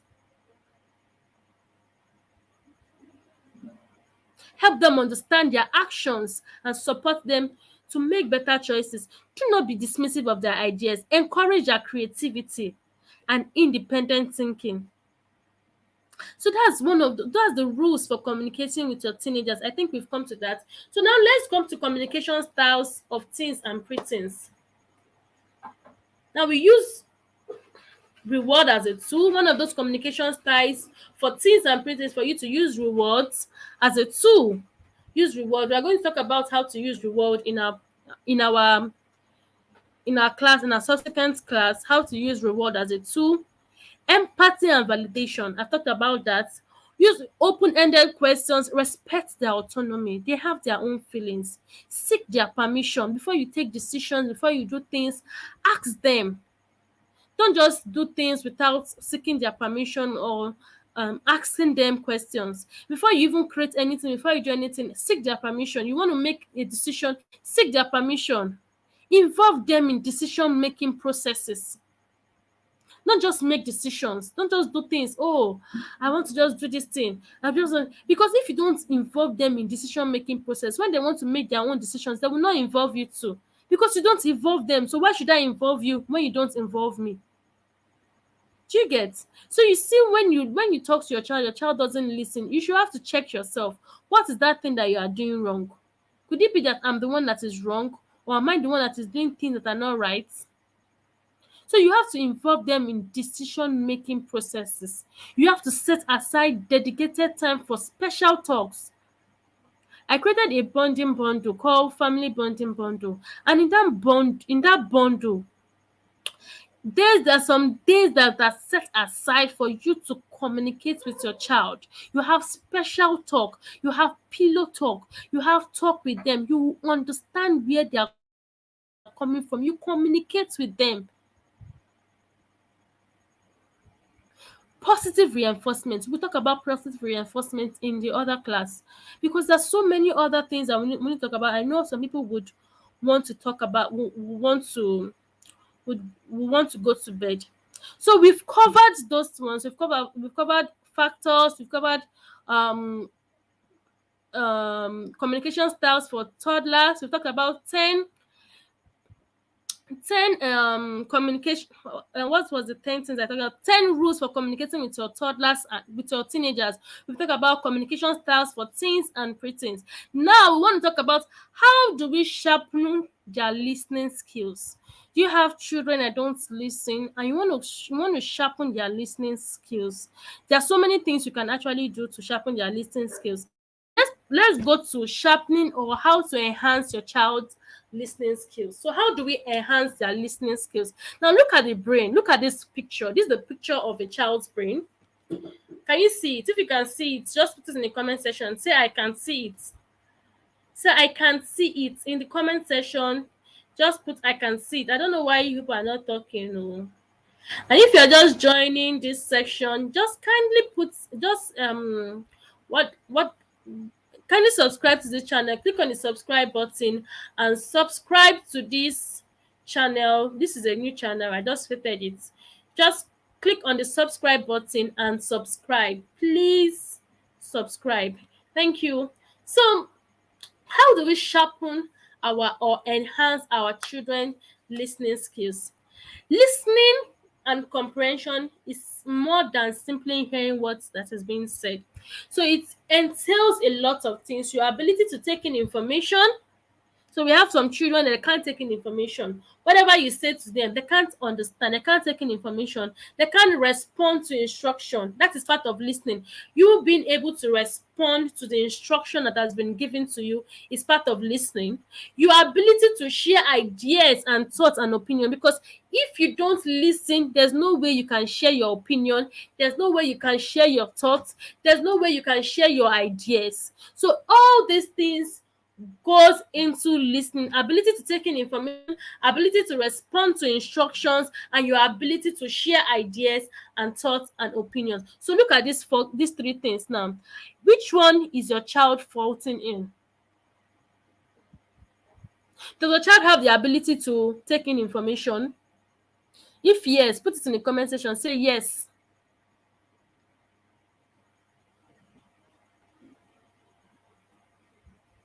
Does your child have the ability to always respond to instruction?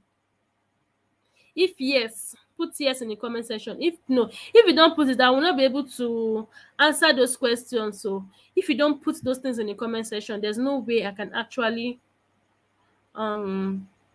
relate to whatever you are saying. Does your child have the ability to share ideas with you, thoughts and opinions? Yes or no? If no, all right, let's move to the next slide. So these are all what encompasses listening: ability to take in information, ability to respond to instructions.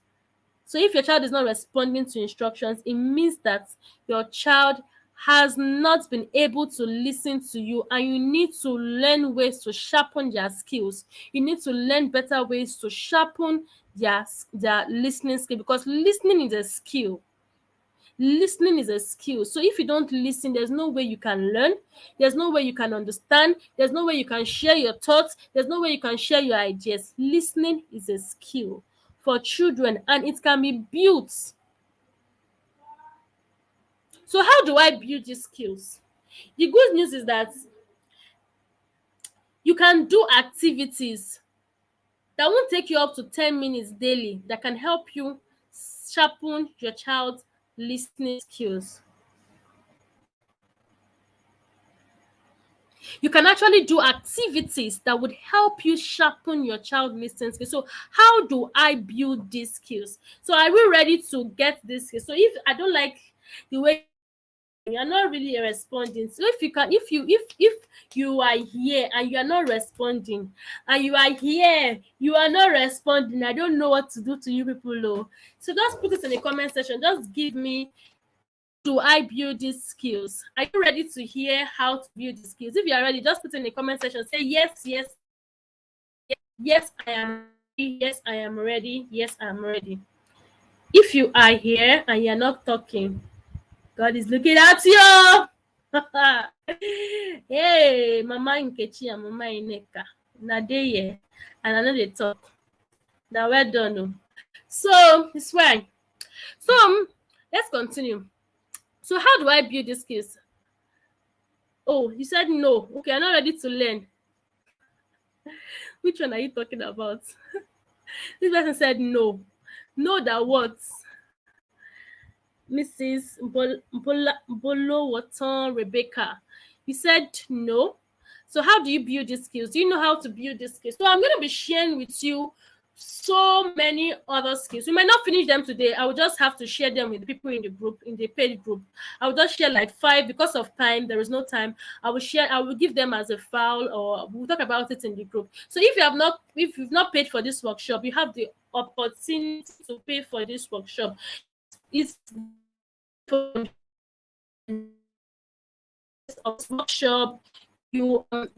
I can actually help you make it into an audio format if you want to, and also you will also have you also get 2 ebooks: how to build influence in your children, 21 days guide. So for 21 days you have activities to do to help you build influence in your children. Remember, I told you that one of the way you can actually influence your children to listen to you is by connecting with them. So in that 21 days guide, you have a 21-day activity.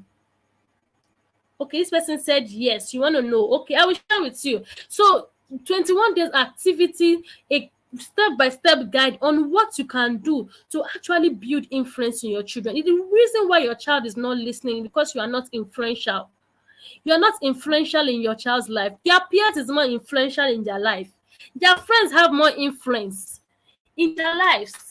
And you just have 5% influence. How do you get a child to listen to you when you don't even have influence in their child? You are not even influential. You are not the most influential person in the child's life.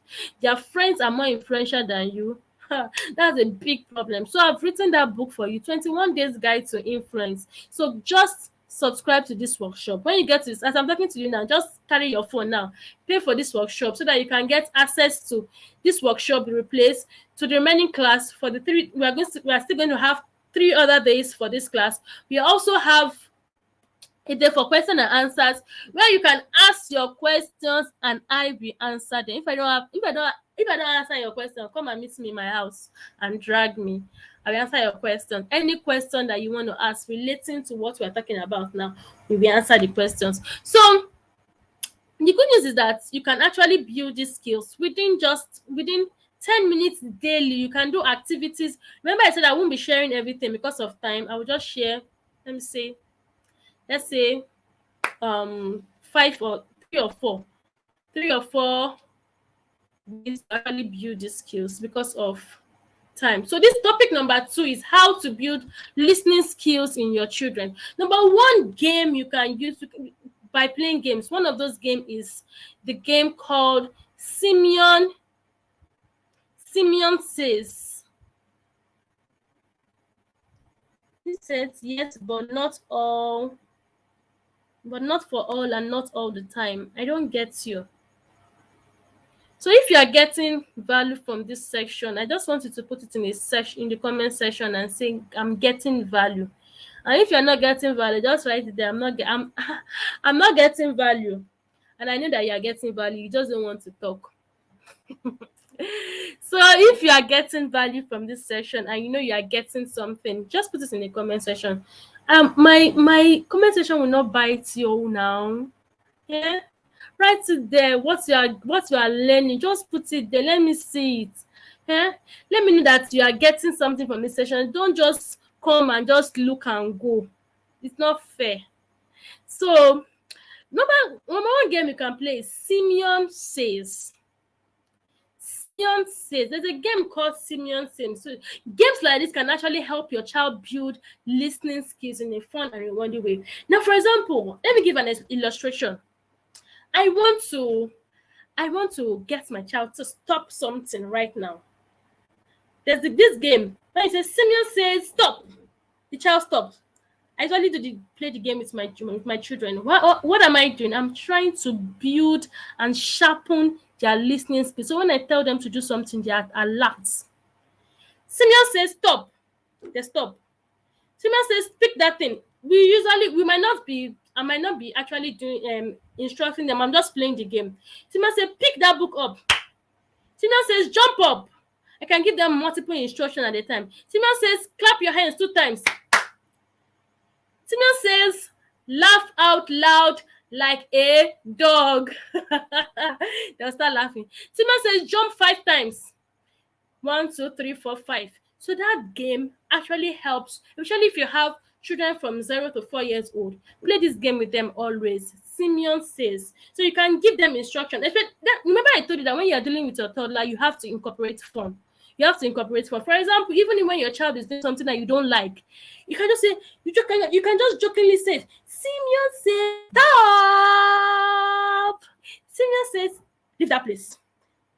The child will look at you and laugh and know what you are saying. So use a game that you can play. Simeon Says. So another one is for you to make reading an interactive activity.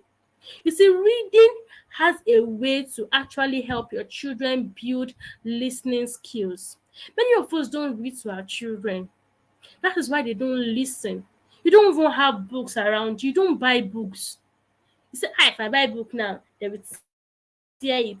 I don't buy book for my children. No. I'm not buying school book. I'm not come and buy another book again. I'm not be reading. Like, who has that time to do all those things? You don't know that reading can actually help your children to actually sharpen their listening skills. Do you know the technique behind reading and understanding? You see, there are a lot of children that don't comprehend, they don't understand. It's because they were never read to as children. You know, when you read books aloud, before turning the page, you ask them, what happened in the next page? The child tries to remember what he actually listened to the other time. That is why most of us will give our children instruction. They can't read. You say, Chibi, I told you that thing before. I told you to sweep that room. I told you to do this. I told you to do that. Not knowing that when they were young as children, you never read to them. You never incorporated all those things. You never asked them questions. You never read to them. You did not build their listening skills. So that is why they are struggling today. You see, the reason why a lot of us struggle today is because of the way we were raised.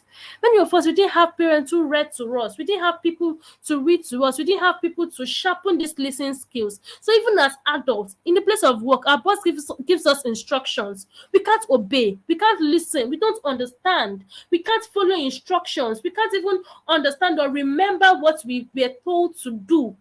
You see how those things play in our adulthood. If you are here, you don't they'll tell you something today, you can't remember. What did they say? I've forgotten. Because those skills were not built in you. So you don't have to repeat that same mistake with your children. If you had parents who never sharpened your skills, that is why you are struggling today. Check yourself. There's so many things we struggle with today is because of the way we were raised as children. We were not taught these things. Our skills were not sharpened. That is why we are still struggling today. We don't read.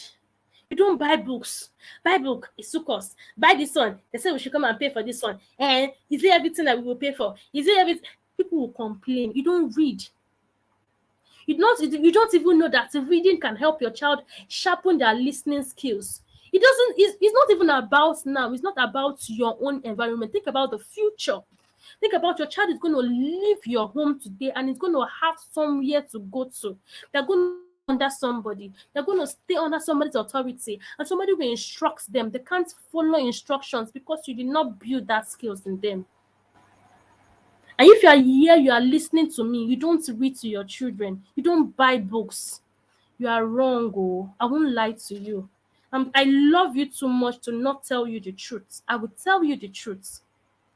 You don't buy books and you expect your child's listening skills to be sharpened. You don't know that when you read to your children, you are helping them to build their memory, you are helping them to build their listening skills, you are sharpening their cognitive memory, you are helping them to understand some facts, you are helping their memory to remember the last thing that they read about. Have you noticed that children who read more learn better and do better in life? And people who had parents who read to them as young children, they do better. Please, tonight, if you have books in your house before your children go to sleep, we usually have, though I might not do it every day or do it every time, but at least I have a timetable. I have a plan for it. There are days I read to them. We do read aloud. They will even they want to bring their books. Mommy, please read for me. My daughter can read. She can read. Sometimes if I can't even read to my son, I will tell my daughter, read to this boy. She will read to him. And they will start asking themselves questions. So you have to incorporate all these things. My child is not listening. It's because you are not reading to them. You did not build that skills in them. You did not build the ability to remember events. You did not you say, but I told you this thing to do this thing now. Didn't I tell you to pick this thing up yesterday? I told you to pick this thing up. The child isn't even understanding what, because you have not built that skills, that memory skills is not there, it's not built. So please go and buy books. There's so many books you can buy, even if you cannot buy new books. I'm not talking about school books here. Oh. It's not school book. Oh. It's not school book. I'm talking about books. Books, oh, buy books. So people should buy books for your children. Buy books. So I enjoy and they gonna buy books because you are actually helping them develop their listening skills. When you read to children, they listen to you, they sharpen their memory, they build cognitive skills, they build the ability to remember situations, they build the ability to remember events. Did you get that? Please, if you are getting it, put it in the comments. Say I'm getting it. Say I'm getting it though. So another thing you can do is for you to use pictures with instructions. Instruct your children with pictures. I told you about. I wish I could. I put that visual aid. There's one particular thing I used.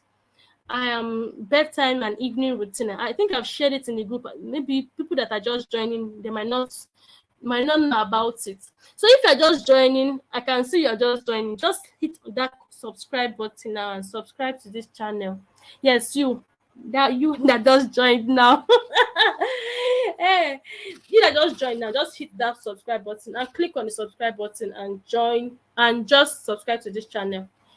Yes, your name starts from B and the next person starts from P and the other one starts from O. So please go and subscribe to this channel. So another way you can sharpen their skills is for you to use. So there's a game that you can play. You draw a picture with instructions. You give your children instructions. For example, you give your child a piece of paper and a colored crayon pencil. Just ask him to follow your instructions. Give them instructions. Okay, draw a line. Take the line up. You are trying to help the child build listening skills. Take the line down. Take it up again. Move it to the left and to the right. Take it under and put a very big dot. What are you doing? You're actually helping the child learn direction. Have you noticed you ask your child to go and bring that book for me there? The child is going to the other side. The child doesn't know the difference between left and right. And you're shouting, Shebi, I told you to go to that place. I told you to go and bring that book from that place. You are going to the other side, Abby. You don't know that. It's because this child doesn't understand direction. The child doesn't understand direction. The child doesn't understand instruction. You are the one that will help the child to build those skills. Instruction, follow instructions, how to navigate. You are the one that will instruct the child. Though it's not the child won't just learn it. The child won't just learn it. You will instruct the child. You give them this. So when you, I have an assignment for you. So if you have children from 0 to 5 years old, do this assignment. Get a piece of paper when you get home or tomorrow. Get them to just give them instruction. Let's see if your child has, if you have been able to build that skill in your child. Give them instruction. Tell them, go up, go to the left, draw a circle. Oh yeah, draw another one up, draw another one down, move to the, just like that. Just give them instructions like that. So that's that for that. That's one of those. Then learning musical instruments. Do you know that when your child learns musical instruments, you help them to sharpen their listening skills? You don't know. So recently we got a music teacher for my daughter, and now it's not even about the music. I told the music teacher, I said it's not even about the musical. It's not about her learning music. It's about the rudiments behind learning music. Do you know that when your child learns a musical instrument from a very young age, it helps their brain to develop better. Now look at the brain. This brain is divided into two, the right hemisphere and the left hemisphere. So this part of the brain, you see, most people use their right to do work. They use their right to do a lot of things. That is the part of the brain that is properly developed, that develop fast. So the other part of the brain doesn't get developed as fast as the other one. So this other part takes time. So you are the one that would not have to activate it. So when you are playing keyboard, have you noticed that when you play keyboard, you play with one hand first? For example, if it's keyboard that your child is learning. Perpetua from Ghana, you are welcome. You have 19, 4, and 2 years old. Thank you for joining. You are welcome. So just kindly click on the subscribe button and subscribe to this channel. So if you have children, get them to start learning musical instruments. It might cost you. We got a keyboard of recent. We got a keyboard. I think we got the keyboard for 28,000. We got the keyboard for 28,000 naira, and we got a lesson teacher to teach her music. The lesson teacher comes twice a week to teach her music. Now I told the lesson teacher that, see, it's not even about her learning the music.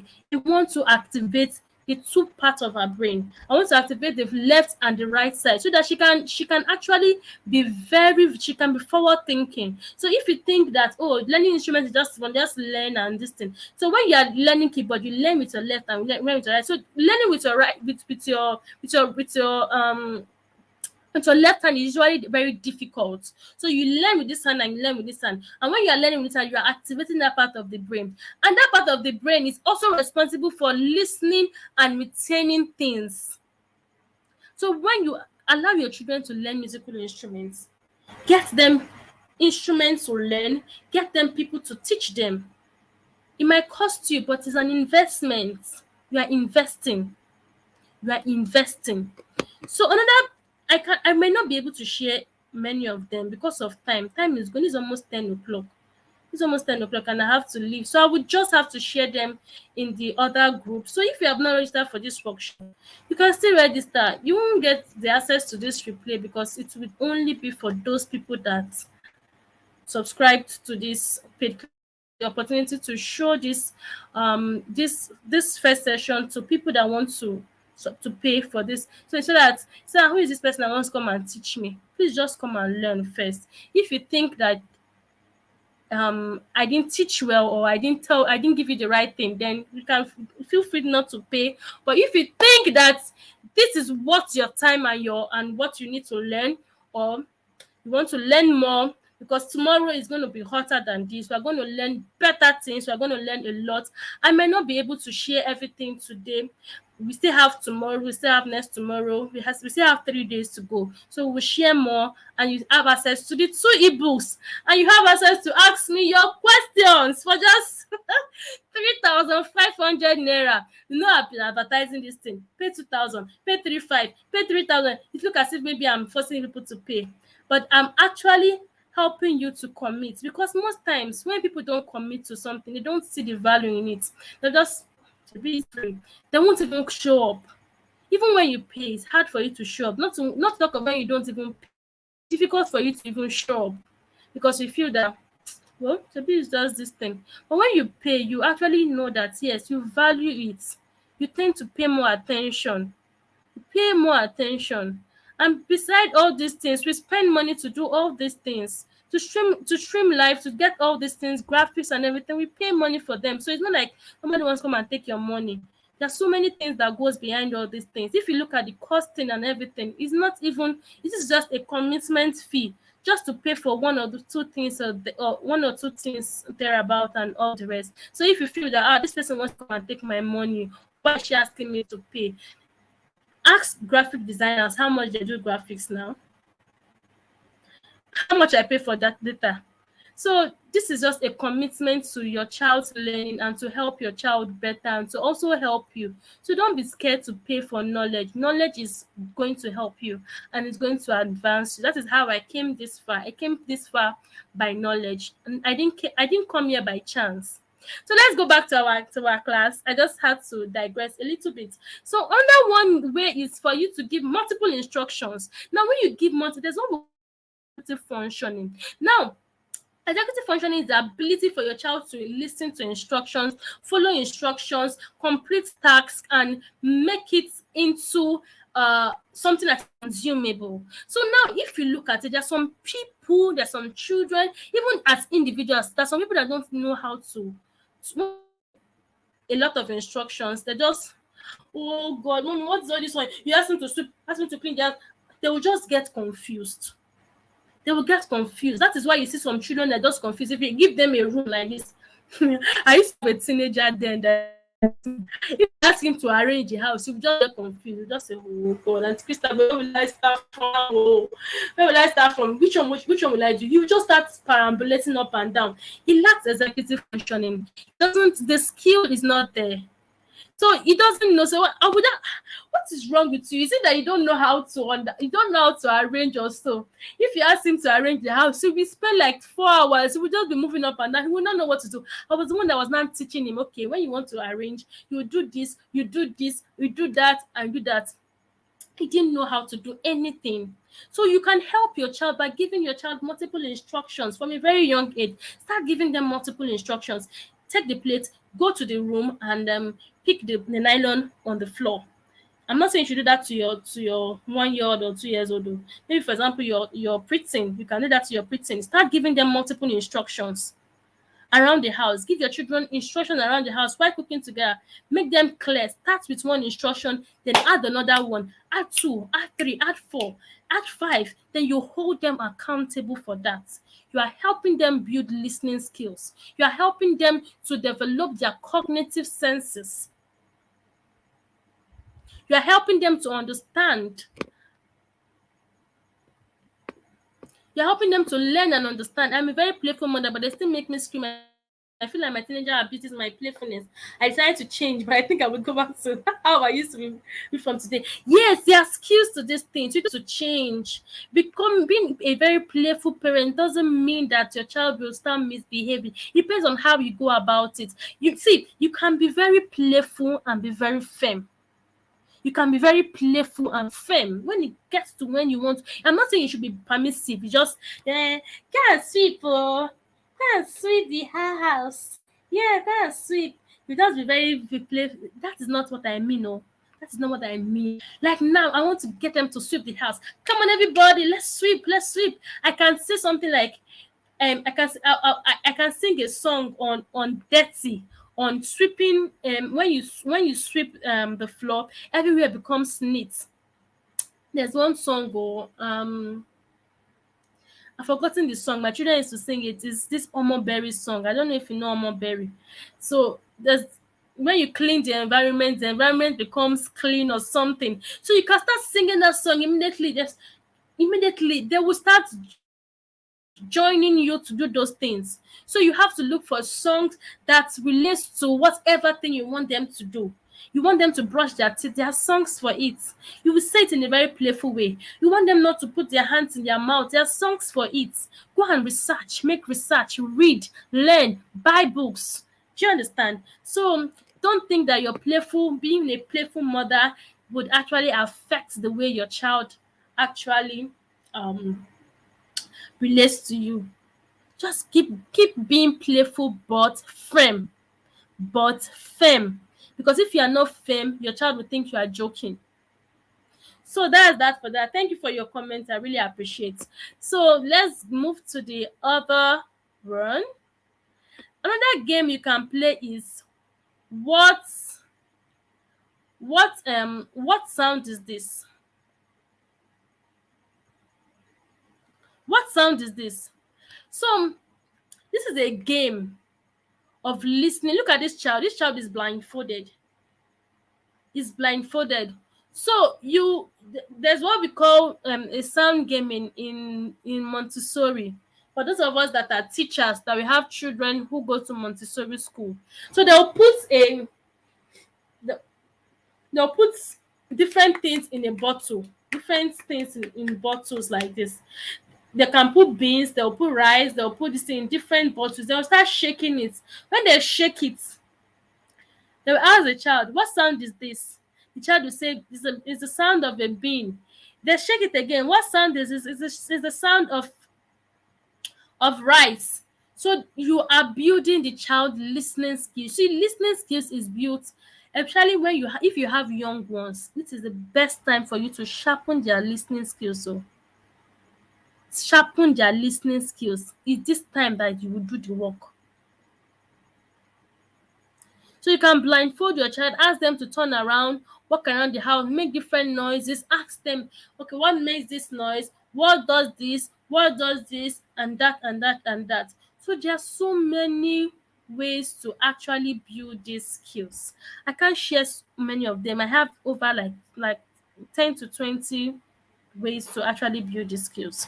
So there are so many ways to build these skills. So please, if you are not playing, if you are not incorporating visuals, if you are not reading stories, if you are not buying books, if you are speaking in the language your child doesn't understand, it will actually affect the way your children listen to you. They might not be able to listen because you are not speaking the language that they understand. So going back, we've been able to cover topic number 1 and topic number 2. Tomorrow we are going to continue from where we stopped. We've spent close to 2 hours here today. So if you are here and you've not paid for this workshop is just 3,500 naira. You can pay for this workshop. It's just 3,500 naira. We've learned how to master your children's unique communication style. You can go back to watch it, but I don't think it's going to be available for those of us that have not paid for this workshop. So if you are listening to me, just click on the subscribe button and subscribe to this channel now. We are not paying money to subscribe, so YouTube will not collect your money now. Just click on that button now and subscribe. Please subscribe to my channel. So if you got value, just put it in the comment section. What did you get from this session? And you can go to the WhatsApp group and type what you have learned. I will open the group so that people can. I closed the group initially because of I didn't want any funny comments. People have just been putting links. They don't have I don't know, people don't have boundaries. When you open a group, you don't just without permission. You ask for permission before you post links. People just post things. That's why I locked the group. It's not like I put anybody in cage. I locked the group because I don't want anybody to, all those spammers and everything, they'll start posting funny things, and I don't want people to start getting angry that people are posting things that are not related to what we are talking about. So thank you, Perpetual. Thank you, everyone. So tomorrow we are going to cover how to have less conflict and to reduce power struggles. We also cover how to help your child who is going through a difficult time. So if you have children that go through tantrum, bedwetting, all those things, we will cover all those things tomorrow. Day 3, we will cover how to use rewards, consequence. So you want to use reward the right way. We will cover that in day 3. How to use positive reinforcement the right way. We will cover that. How to gain your child's cooperation and trust. We will cover that. Then we will learn techniques to discipline your toddlers, preteens, teenagers the right way without damaging them. So, and you also get access to the 2 books that we'll be giving at the end of the workshop. So thank you so much for listening to me. This is the end of the session, and I'm sure you are blessed. So you can just put it in the comment section what you have learned so far. I want to leave the stream. We will come back tomorrow to continue the stream. Thank you so much for this session, and God bless you. All right, have a blessed evening. God bless you. Thank you. So nobody's even telling me thank you. If I not even say thank you, eh? All these people, eh? Let me just mention name of people that are here. Starting from Mrs. Mbuoluwa, thank you. Mrs. Mojisola, thank you for showing up. Mrs. Vera, thank you for showing up. Mrs. Mbuoluwa, thank you for showing up. Isaac Ogenefejiro, thank you for showing up. Precious, my darling friend, thank you for showing up. Mojisola, thank you for showing up. Bosede, thank you for showing up. Ebunoluwa, Christina, thank you for showing up. Francisca, thank you for showing up. Onyinye, thank you for showing up. Boluwatun, Sowan, thank you for showing up. Onyinye Ezegu, thank you. Victory, Perpetual, and who else am I seeing here? Onyinye, thank you for showing up. So we call it a day. We will continue tomorrow. Have a blessed evening. And if you got something new, head over to the group, to the WhatsApp group, and put it in the comment section what you have gained from this class, and I'll be ready to take you in from tomorrow. Those of you that have not paid, look at the link now. Look at the listing to register. It's on. It's going. No, go and register for this workshop. I know that it's going to bless you, and I'm sure it has blessed you. All right. Have a lovely evening. God bless you.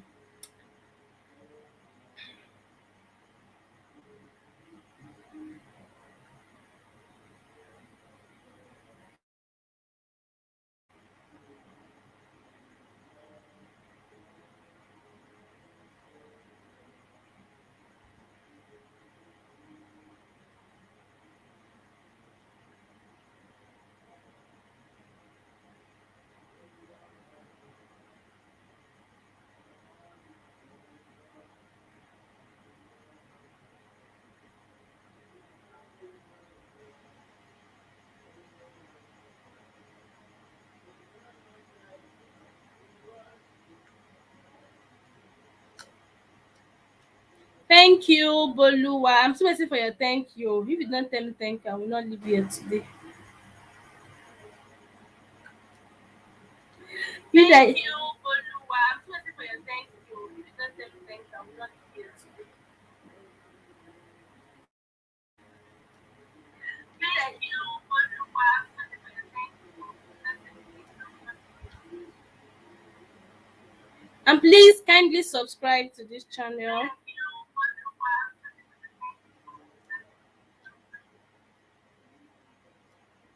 And please kindly subscribe to this channel. All right, I'm leaving the stream now.